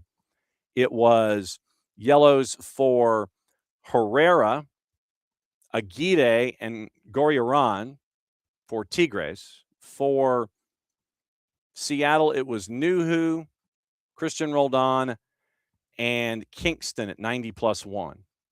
Man in the middle is Juan Gabriel Calderon Perez. And so Seattle's got some work to do. Then you had the nightcap. And the nightcap was exactly that. It had its moments of crazy. And it was Toluca and LAG.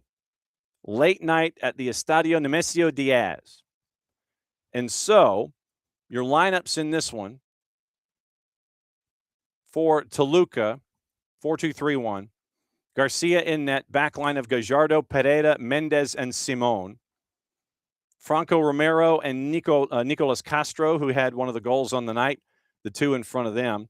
Attacking midfield was Ernesto Vega, Jesus Ricardo Angulo, and Elio Castro. And then up top, it was Paulinho. And Paulinho had a very busy night. We'll get into that here in a sec. So coming in, LAG started JT Marcinkowski, John Nelson at left back, no relation, Maya Yoshida, Emiro Garces, and Mickey Yamane, your back four. Midfield three, Edwin Cerrillo, Eric Tommy, Elijah Winder. Attacking three, Harbor Miller, Joao Klaus, and Gabriel Peck. Toluca, wasting no time in this matchup. 12th minute, they get on the board, and we get to hear the dulcet tones of a legend in Los Angeles. It is Joe Totino on the call, courtesy of the LA Galaxy, their own selves in CONCACAF. Back across the top of the penalty area, collected by Pereira. Near side it goes. Gallardo. Again, Pereira plays it long into the Galaxy defense. Good opportunity for Vega. He scores! Nicolas Castro gets on the end of that ball and sends it home as Toluca takes the 1-0 lead, and the Galaxy get caught on a long ball into their own defense, and either you're trying to catch the guy offside. 1-0 at that point, so a goal on the board, 12th minute, and you figured that Toluca might be on a roll. Field kind of tilted, and it was one of those where first half was Toluca and a lot of Toluca, and LAG was trying to pick their opportunities to try and work their way in transition to have short fields and be clinical in their chances. 1-0 until the 43rd minute, and I mentioned that Paulinho had a very, very busy night. Here's the first part of that busy night, once again, courtesy of our friends at the LA Galaxy and CONCACAF. Ball will go left side, Nelson. Here's Cerrillo. Again, Nelson on the left, runs it down. Ahead it goes to Harbor Miller, plays into the corner. Nelson's cross, it'll go backside. Gallardo can't get to it. Yamane dumps it back into the box. Vega with the clearance. First ball as Castro tries to clear to the right side. He does to Nunez. And here comes the counterattack for Toluca. The Galaxy do have numbers back. Nunez on the right, trying to play it on through. Angulo throws to the back post. The shot to goal. Score! Diaz. 2-0 in favor of Toluca, and that one hurts in a big way. And it did. It was 2-0 at that point. That was the score at the break. And you're thinking that it's going to be a long night. It's going to be a long night for LAG. Didn't turn out that way. LAG found some momentum in the second half, and after it went to 2-0, then LAG found some answers. 66th minute, they cut it to 2-1. Gabriel Peck had a very, very busy night before he was pulled after scoring this one to make it 2-1. LA Galaxy and CONCACAF. Marco Royce being chased down, plays it in for Gabriel Peck. Peck trying to get the cross away, scores! Gabriel Peck puts the Galaxy in this one as he finds the back of the net in the 66th minute. It's now 2-1 Toluca that is, but Peck gives the Galaxy some life. The away goal has been secured.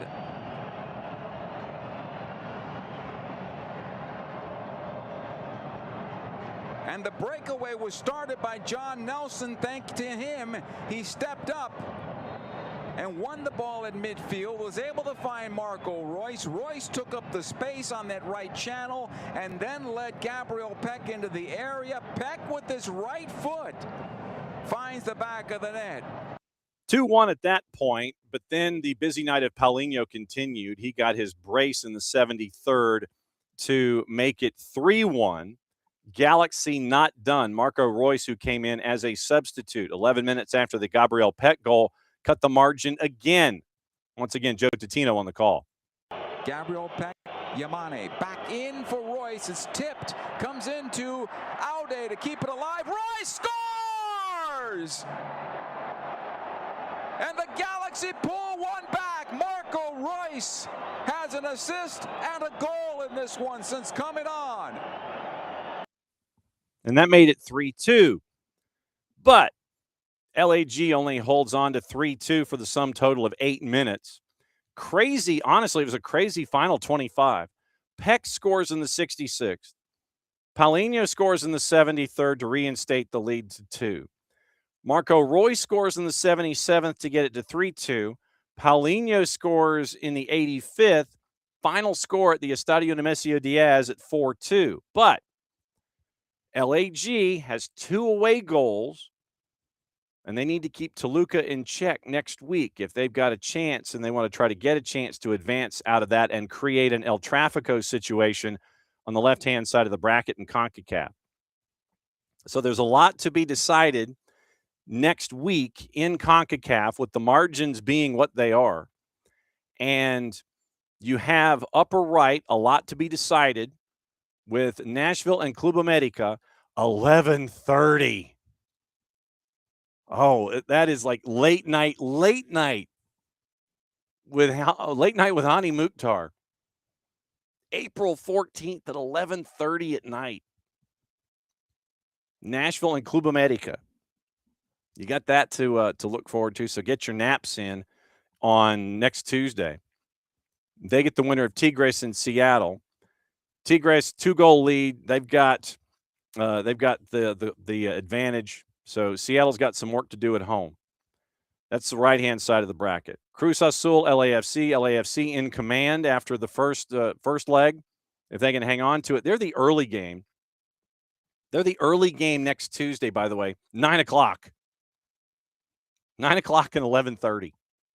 So 9 o'clock next Tuesday for the second leg of Cruz Azul and LAFC. Then it is Toluca and LAG in Carson next Wednesday simultaneously. Yikes. Okay, so since they're both West Coast games, Toluca and LAG's at 11 o'clock. Tigres and Seattle's 11:30. Both of them are next Wednesday night to determine who makes it into the Final Four. But as of right now, looking like Toluca and LAFC on the left, and then it's looking like anybody's guess, but obviously you'd lean toward Club America in the matchup with Nashville, and Tigres and Seattle on the 15th of April. So that's your CONCACAF. That's your CONCACAF grouping in the Final Four. And obviously, once again, thanks to our friends at the Los Angeles Galaxy for that one.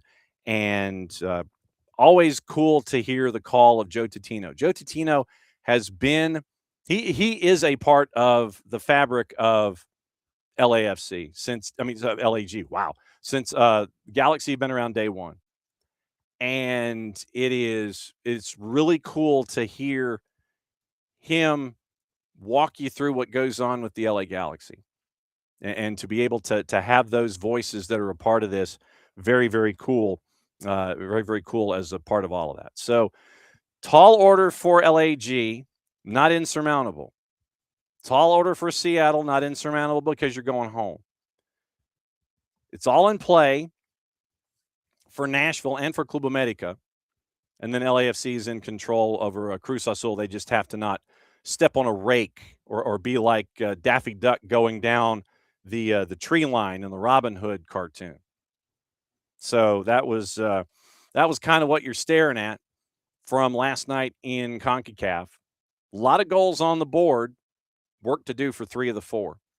So yesterday in the Libertadores and the Sudamericana, going in through what happened, Puerto Cabello gets the big surprise, knocking off Atletico Paranaense. Sorry. They were minus 120 going in. Puerto Cabello, goals in the 16th and the 39th, and they hung on. They were plus 333. They get the win. Puerto Cabello with the shock win over Atletico Paranaense. They win that one 2-1. That was the late game last night in Copa Sudamericana. You also had last night, and we'll get into the matches coming up in a bit, Blooming and River Plate finished at 1-1. River Plate finished with 10, and Blooming kind of had their chances. Sebastian Driussi, you remember him, scored in the 35th for River Plate. Blooming scored in the 53rd, and it was goalless for the rest of it. Minus 238 River Plate going in. Blooming was a plus 600, so the draw got it at a plus 350. Red card in the match went to Lucas Martinez Corta, who played the sum total of 5 minutes. Got a 3 on a scale of 1 to 10 on SofaScore. He was one of the center backs for River Plate, and literally, he had one foul, a red card, and see you later. Red card, see you later. Bye. So a minus 238 going in, and it was a 1-1 draw. You had to play 85 minutes with 10 men. River Plate did not fare well in day number 1 of the Sudamericana.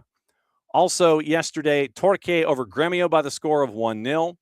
Olimpia over Audax Italiano by the score of 2-0. And Cuenca over Santos by the score of 1-0. A lot of different groups were in play. They had like one match from each group go on yesterday.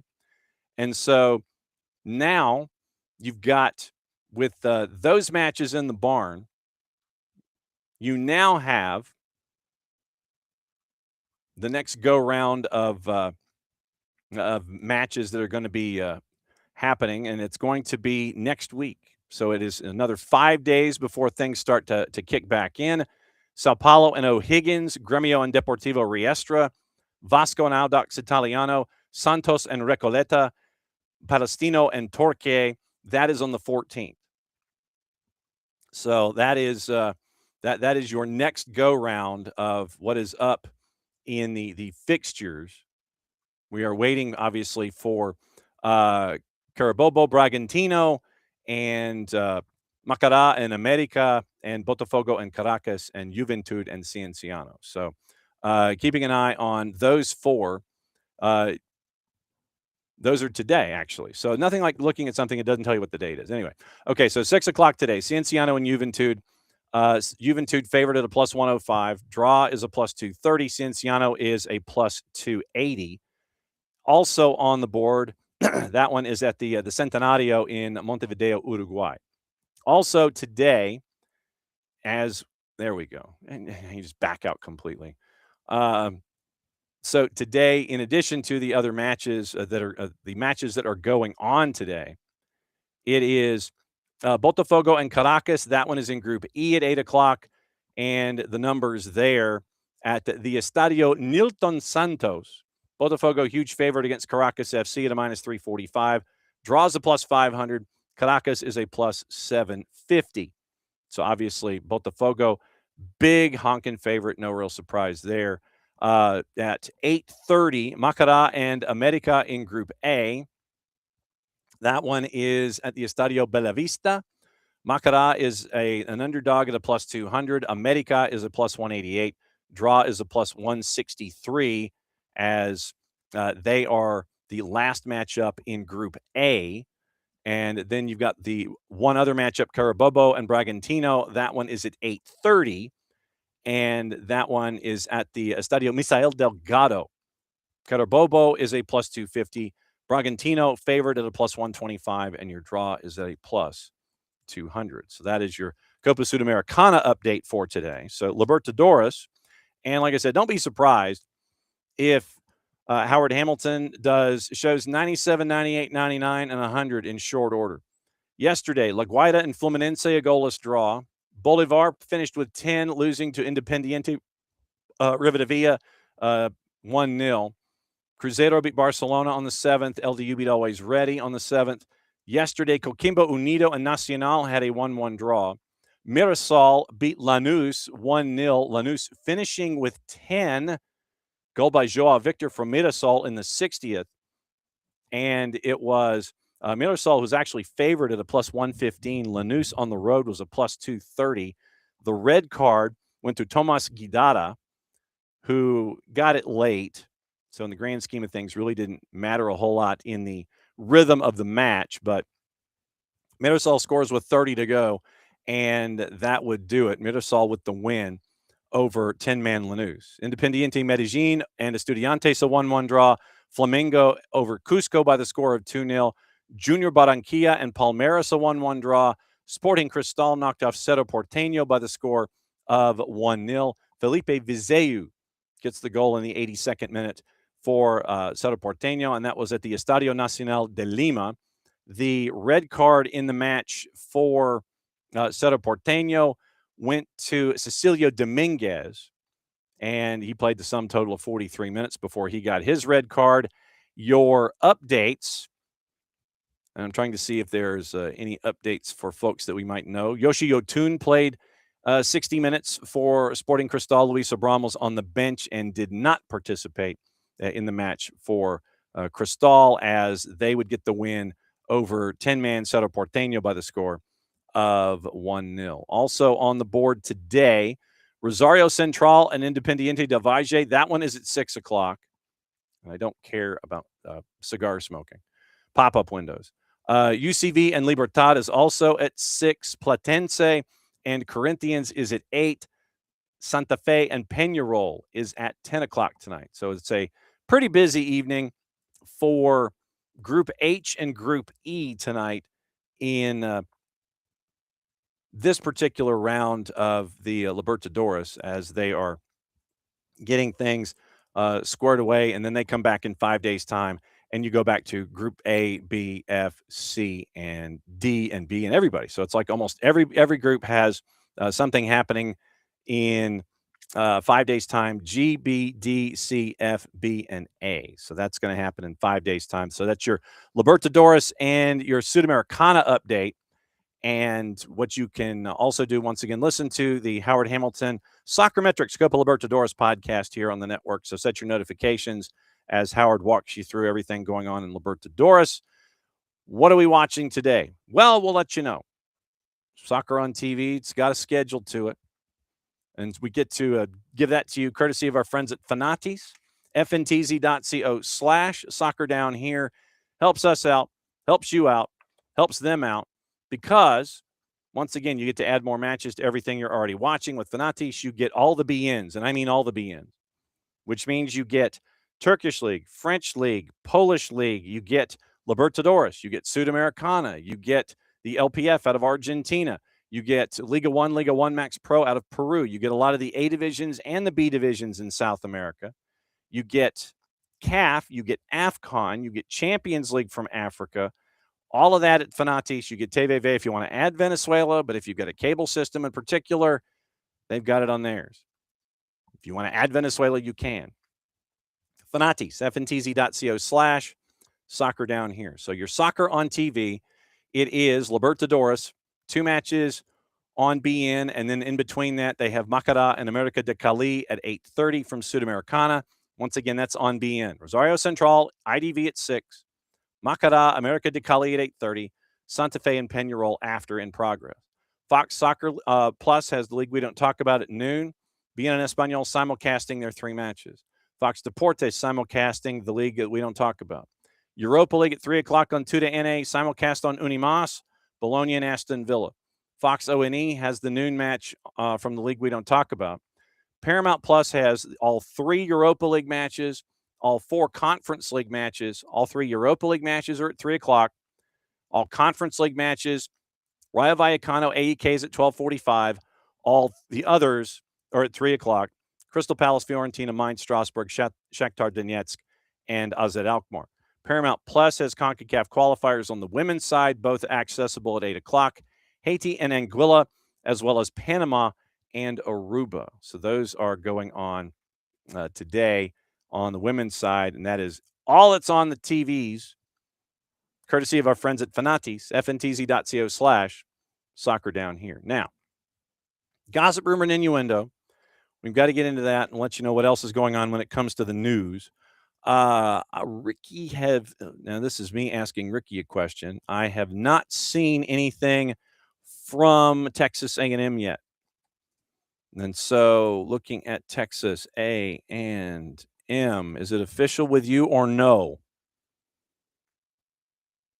The Twitters are thinking. So I do not see anything involving Texas A&M. Most recently, latest Texas A&M. Latest maybe.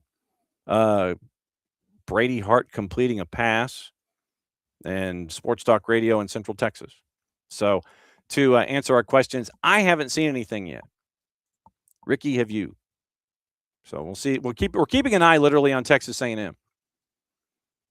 Okay, so Ricky also in the Road to 26 series, Bolivia, Scotland at Red Bull, Brazil, Egypt in Cleveland, and Argentina, Honduras at Texas A&M. And thank you, Abby, in checking your connection to see if the connection has a lefty driver, because I'm a Callaway guy and I need a new driver. Okay, so roadto26.com. So roadto26.com is where Ricky has found the things. New matches announced. Sign up for pre-sale presented by Turkish Airlines. Well, good for them. Okay, so matches. Red Bull, June the 6th, Bolivia and Scotland.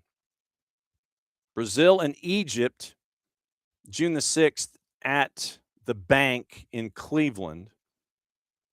June 6th, Argentina and Honduras at Kyle Field. You got to have the core there. You got to have the band. Argentina and Iceland on the 9th at Jordan Hare. Those four. Road to 26, presented by Turkish Airlines. So we will keep an eye on all of that stuff. Definitely. So interesting matches on the road to 26. So we'll definitely keep an eye out for those. All right, now, as we were saying, gossip, rumor, and innuendo before we get out of here, plus any other news that might be going on. I don't know if you've heard that there's this tournament going on in Augusta, and we're keeping an eye on it. They had the ceremonial teeing offs this morning, and keeping an eye on that. Luis Suarez is open to an Uruguay return for the World Cup, so keep an eye on that. Harry Maguire admits that it's a big summer for Manchester United recruitment as he signs his contract extension at a lesser rate. Hansi Flick is furious over a bizarre clear red. Sam Marsden at the 4-letter. Flick is raging. Barcelona should have been given a penalty, and Marc Pubil should have been sent off after his team loses 2-0. Julian Alvarez and Sorloth score after Pau Cubarsí sent off for Barca. Decision not to award Barca a second-half penalty that infuriated Flick. Pubil, already on a booking, stopped the ball with his hand in the area after Juan Musso had appeared to take a goal kick. Flick post-match. I don't know what happens in the situation when the keeper starts the game. The defender stops the ball with his hand and plays again. For me, it's a clear red card. Well, a second yellow card and a penalty. VAR can explain why it's not. I can't believe it's not a red card. Feels not good. Feels unfair. We have to accept it. We'll fight next Tuesday. VAR had intervened in the sending off of Cubarsí. Initially, he'd been shown a yellow for the last man challenge on Giuliano Simeone, upgraded to a red on review. So, Hansi Flick, we'll fight. It's not done yet. It's far away, maybe, the semifinal, but we have a chance and we will try. So, you've got a mad Hansi Flick having to go to the Wander Metropolitano and try and rescue the deficit that's there. Now, transfer talk before we get out of here and look at any other news that we might be missing. Camavinga and Alexis could swap clubs. Manchester City joined the race to sign 16-year-old Hertha Berlin defensive midfielder Kenneth Eichhorn. Real Madrid and Liverpool working on deals for Camavinga and Alexis to swap clubs, according to Team Talk. Reds have been longtime admirers of Camavinga. Los Blancos planning a reshuffle in their midfield. Spanish side pushing to sign Rodri. but also want another midfielder alongside Enzo Fernandez, PSG's Vitinha being considered, as well as Alexis. Manchester City joining the race to sign Eichhorn, according to Fabrizio Romano. Considered one of the top young midfielders in Europe and has impressed in the Bundesliga despite his age. City might have made a habit, according to the four-letter, targeting young players in recent windows. Kevin Sullivan, Sverre Nypan, Vitor Reis having all signed as teenagers.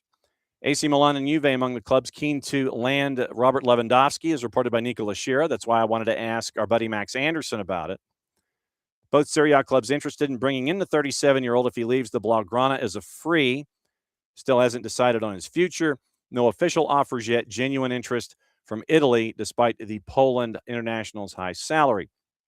Borussia Dortmund weighing up another move to sign Jadon Sancho, currently on loan at Villa, according to Bild. Moved to Dortmund from Manchester City's academy in 2017, allowed to join Manchester United for €85 million in 2021. 3 loan moves, including back to Dortmund in 24, set to leave the club on a free. Dortmund are also watching Hoffenheim striker Fisnik Aslani, reportedly are not interested in Nick Voltemade, and the club's sporting director Lars Ricken said, quote, "We are currently looking at a lot of players and analyzing them, assessing whether they can improve our team. We're doing the same with Jadon," end quote. Chelsea very impressed with the progress of Werder Bremen center back Karim Koulibaly and have entered the race to sign him this summer, as reported by Florian Plettenberg. Koulibaly reportedly being scouted by top clubs Real Madrid, United, Newcastle, PSG, Napoli. Werder Bremen hoping to bring in a fee of around €50 million from clubs looking to sign the international. Liverpool, Chelsea, Spurs, and talks about the prospect of signing Bournemouth center back Marco Senesi from caught offside. Everton, not expected to trigger the £50 million clause to permanently sign Jack Grealish, confident that they can reach an agreement for him to stay, courtesy of The Athletic. Juve and Atleti want to sign Ederson, but Atalanta won't lower their valuation of around €40 million for the midfielder. That's from Tuttosport. West Ham have no interest in letting Mateus Fernandez leave, despite interest from Manchester United et al. Team talk. Arsenal stepping up their interest in signing a center back as they look at Real Madrid's Victor Valdepenas and Como's Jacobo Ramon from caught offside. Central defender Gleison Bremer could leave Juve in the summer. Spurs are interested, Gazzetta dello Sport. Real Madrid's Gonzalo Garcia has emerged as a serious option for Newcastle United as they look to sign a striker. That's Team Talk. Spurs pushing to sign James Trafford for Manchester City. Villa set their sights on a deal to sign Crescencio Somerville from West Ham in the summer. Also from Football Insider, Dortmund keeper Gregor Kobel, more likely to move to Newcastle than he is to join Chelsea. AC Milan willing to offer Leon Goretzka a 3-year deal worth at least €5 million a season, as they want to knock competition away to sign the Bayern Munich midfielder as a free agent this year. That's from Gazzetta dello Sport. 3-way race among Napoli, AC Milan, and Roma for Kerem Alibegovic, who's been re-signed by Bayer Leverkusen from Salzburg. That's from Calcio Mercato. Napoli have put Benfica's Richard Rios at the top of the list of players to strengthen their midfield. No official offer submitted yet from Sky Italia.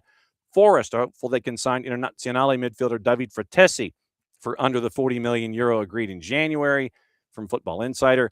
And Freiburg interested in Leeds midfielder Ayo Tanaka, leaning toward a move in the Premier League. That is from Florian Plettenberg. So that is the rundown of all of the gossip and the rumor. Enjoy your day. Honduras has yet to post that they are heading in that direction, once again playing at Kyle Field. But road to 26. Road to26.com. Messi and friends, well, just Messi. Messi and Argentina friends. Jordan-Hare Stadium, Iceland, June the 9th. 3 other matches, including one at Kyle Field with Honduras as a part of that run. And looking forward to seeing what the SEC does to roll out the it just means more carpet to Argentina at Kyle Field and Jordan-Hare Stadium. You've got to have the band. You've got to have the Fight Nagy band. You've got to have the core. And you've got to have Oria on a flyover. And you've got to have Nova on the big screen for a PK. You've got to have that. Cannot wait for all of that. That's going to be fun. So that is the rundown of today. And thanks for everybody that was looking at everything that we've been talking about today, CONCACAF, Champions League, Europa League, Conference League, Libertadores, Sudamericana, all the previews, all the teams in trouble. Thanks to Max Anderson for Oppo Research as we get you ready for Atlanta and Chicago coming up on the weekend. Let me say hi to everybody before we do get out of here. Let's see. Just the lefty driver. Just the lefty driver. That's what I need. And so keep me posted on that. So morning Kefsey, morning Abby, morning Ricky. Let's see who else is here this morning. Let's see. And Abby, I hope you find gas at someplace. Let's see. Leaving Warner Robins, Perry's got a lot. And then after Perry, you're kind of stuck till mile marker 101 where it's Cordial. So that's what I remember. So morning four card. Did I see the odds for Atlanta and Columbus?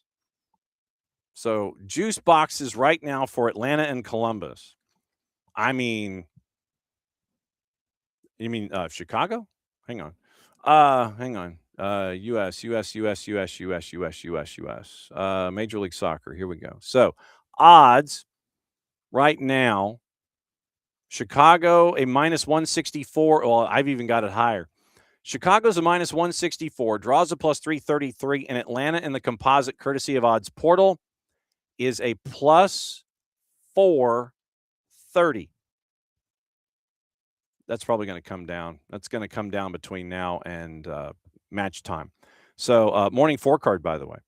Let's see. There's Ricky. There's four card. There's Abby and Kefsey. And we botted you, pal. Morning ropes. And Abby and Ricky and Ropes, and that's everybody who's in on the Twitch pitch. But as always, it's great to see all of you folks and what is on your collective minds this morning. So let me go through the papers really quickly, see if there's anything else that I might have missed. We talked about Leicester, and let's see, what else am I missing? More than 23,000 sold for the Indigenous Peoples match in Vancouver on the weekend. That's very, very cool. All right. So we are working on those. Got a lot of bolos this morning.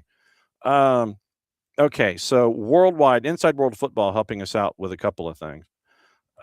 Flamingo once again winning at Cusco, and FIFA unveiling Canada celebrates to spread the energy in Canada. You have the quarterfinal stage in the AFC Women's Champions League. You have the MLS penning a deal to get greater insights into brand exposure and fan engagement. Fanatics and Panini going back and forth when it comes to trading cards. And Bulgarian side, and I'll end on this. Bulgarian side Bureau's owners are under fire from the local mayor. That's never good. So when if you own a team, the top flight side Bureau, for a lack of homegrown players, issue of not enough homegrown players has been highlighted by the mayor of Stara Zagora, Živko Todorov, who voiced his strong disapproval over local club Bureau's heavy reliance on foreign players. Todorov's comments came after Bureau faced CSKA Sofia without a single Bulgarian player in the starting 11. Since June of 23, Parva Ligo Bureau has been 100% owned by American sports agency CRD Sport, although the local municipality remains a key supporter of the club, infrastructure, and youth academy. Mayor Todorov emphasized that while the city will always stand by the team, the owners must seriously reconsider their long-term vision. Quote, "What is happening in the club at the moment is not right, to have not a single Bulgarian in the squad. We support everything the Veterans Club is doing and the changes being made by the Bulgarian Football Union regarding youth football. We hope that with combined efforts, we can make the continued development of young talents possible, and this is a conversation we'll be having in depth from now on." Mayor highlighted that the municipality had maintained Bureau's facilities in perfect condition, his words, stepped in to revive the youth academy after it was nearly abandoned, argued the identity and spirit of Bureau are tied to its history and local community, which is being overlooked by the current, quote, victory at any cost approach. Todorov expressed hope that the team would avoid relegation, but insisted that a change in concept is vital for the club's future, suggested that integrating Bulgarian players would not only honor tradition, but unlock greater financial and moral support from the local business community and the public. That is from Alexander Krasimirov at Inside World Football. So on that note, catch your breath, people. Very, very busy time. A lot of cups, a lot of games, and games in the SEC. And Jarrett mentioned on the Twitters, by the way, on the SDH Twitter. So you're looking at back in 2019. I think this was on Monday night, actually, for soccer over there. Or it might have been on the morning show. I can't remember. Proper SEC stadia and matchups back in 2019. So as Jarrett says, never wrong, just early. I'll see if I can find that. I'll see if I can find that show from 2019. That'd be kind of fun to see if I can figure that one out. So very, very cool.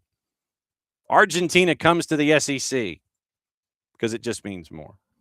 Back at it again, 9:05 in the morning tomorrow. See if we can catch up with our friends from Beyond Goals Mentoring at 9:30. Steve Cangelosi joining us at 10. Niko Moreno joining us at 10:30. And we're off and running on the weekend, getting you ready for everything going on in Major League Soccer. Look at all your juice boxes, look at your matchups, get you ready.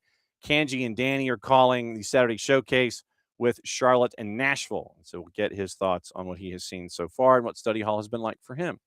So since it is the end of yet another show, thanks for dropping by, as you always do here on SDH AM. Back in a little less than 22. Thanks to all of you who joined us, whether you're watching in quiet or hanging out in the Twitch pitch or both. Back at it again, less than 22. From all of us to all of you. Thanks for being a part of everything. Thanks to Max Anderson for being a great guest and doing Oppo research for us when it comes to the Chicago Fire, letting us in on his wedding plans, and knowing that his producers, his four-legged producers at home, are very, very loud, otherwise known as doing their job. For everybody here at SDH, play it safe, everybody. Mucha plats, y'all. Enjoy the content that we have across all of the networks and all the platforms. Since it's the end of the show, that means I get to do this. Back at it again, 9:05, Freestyle Friday in the morning.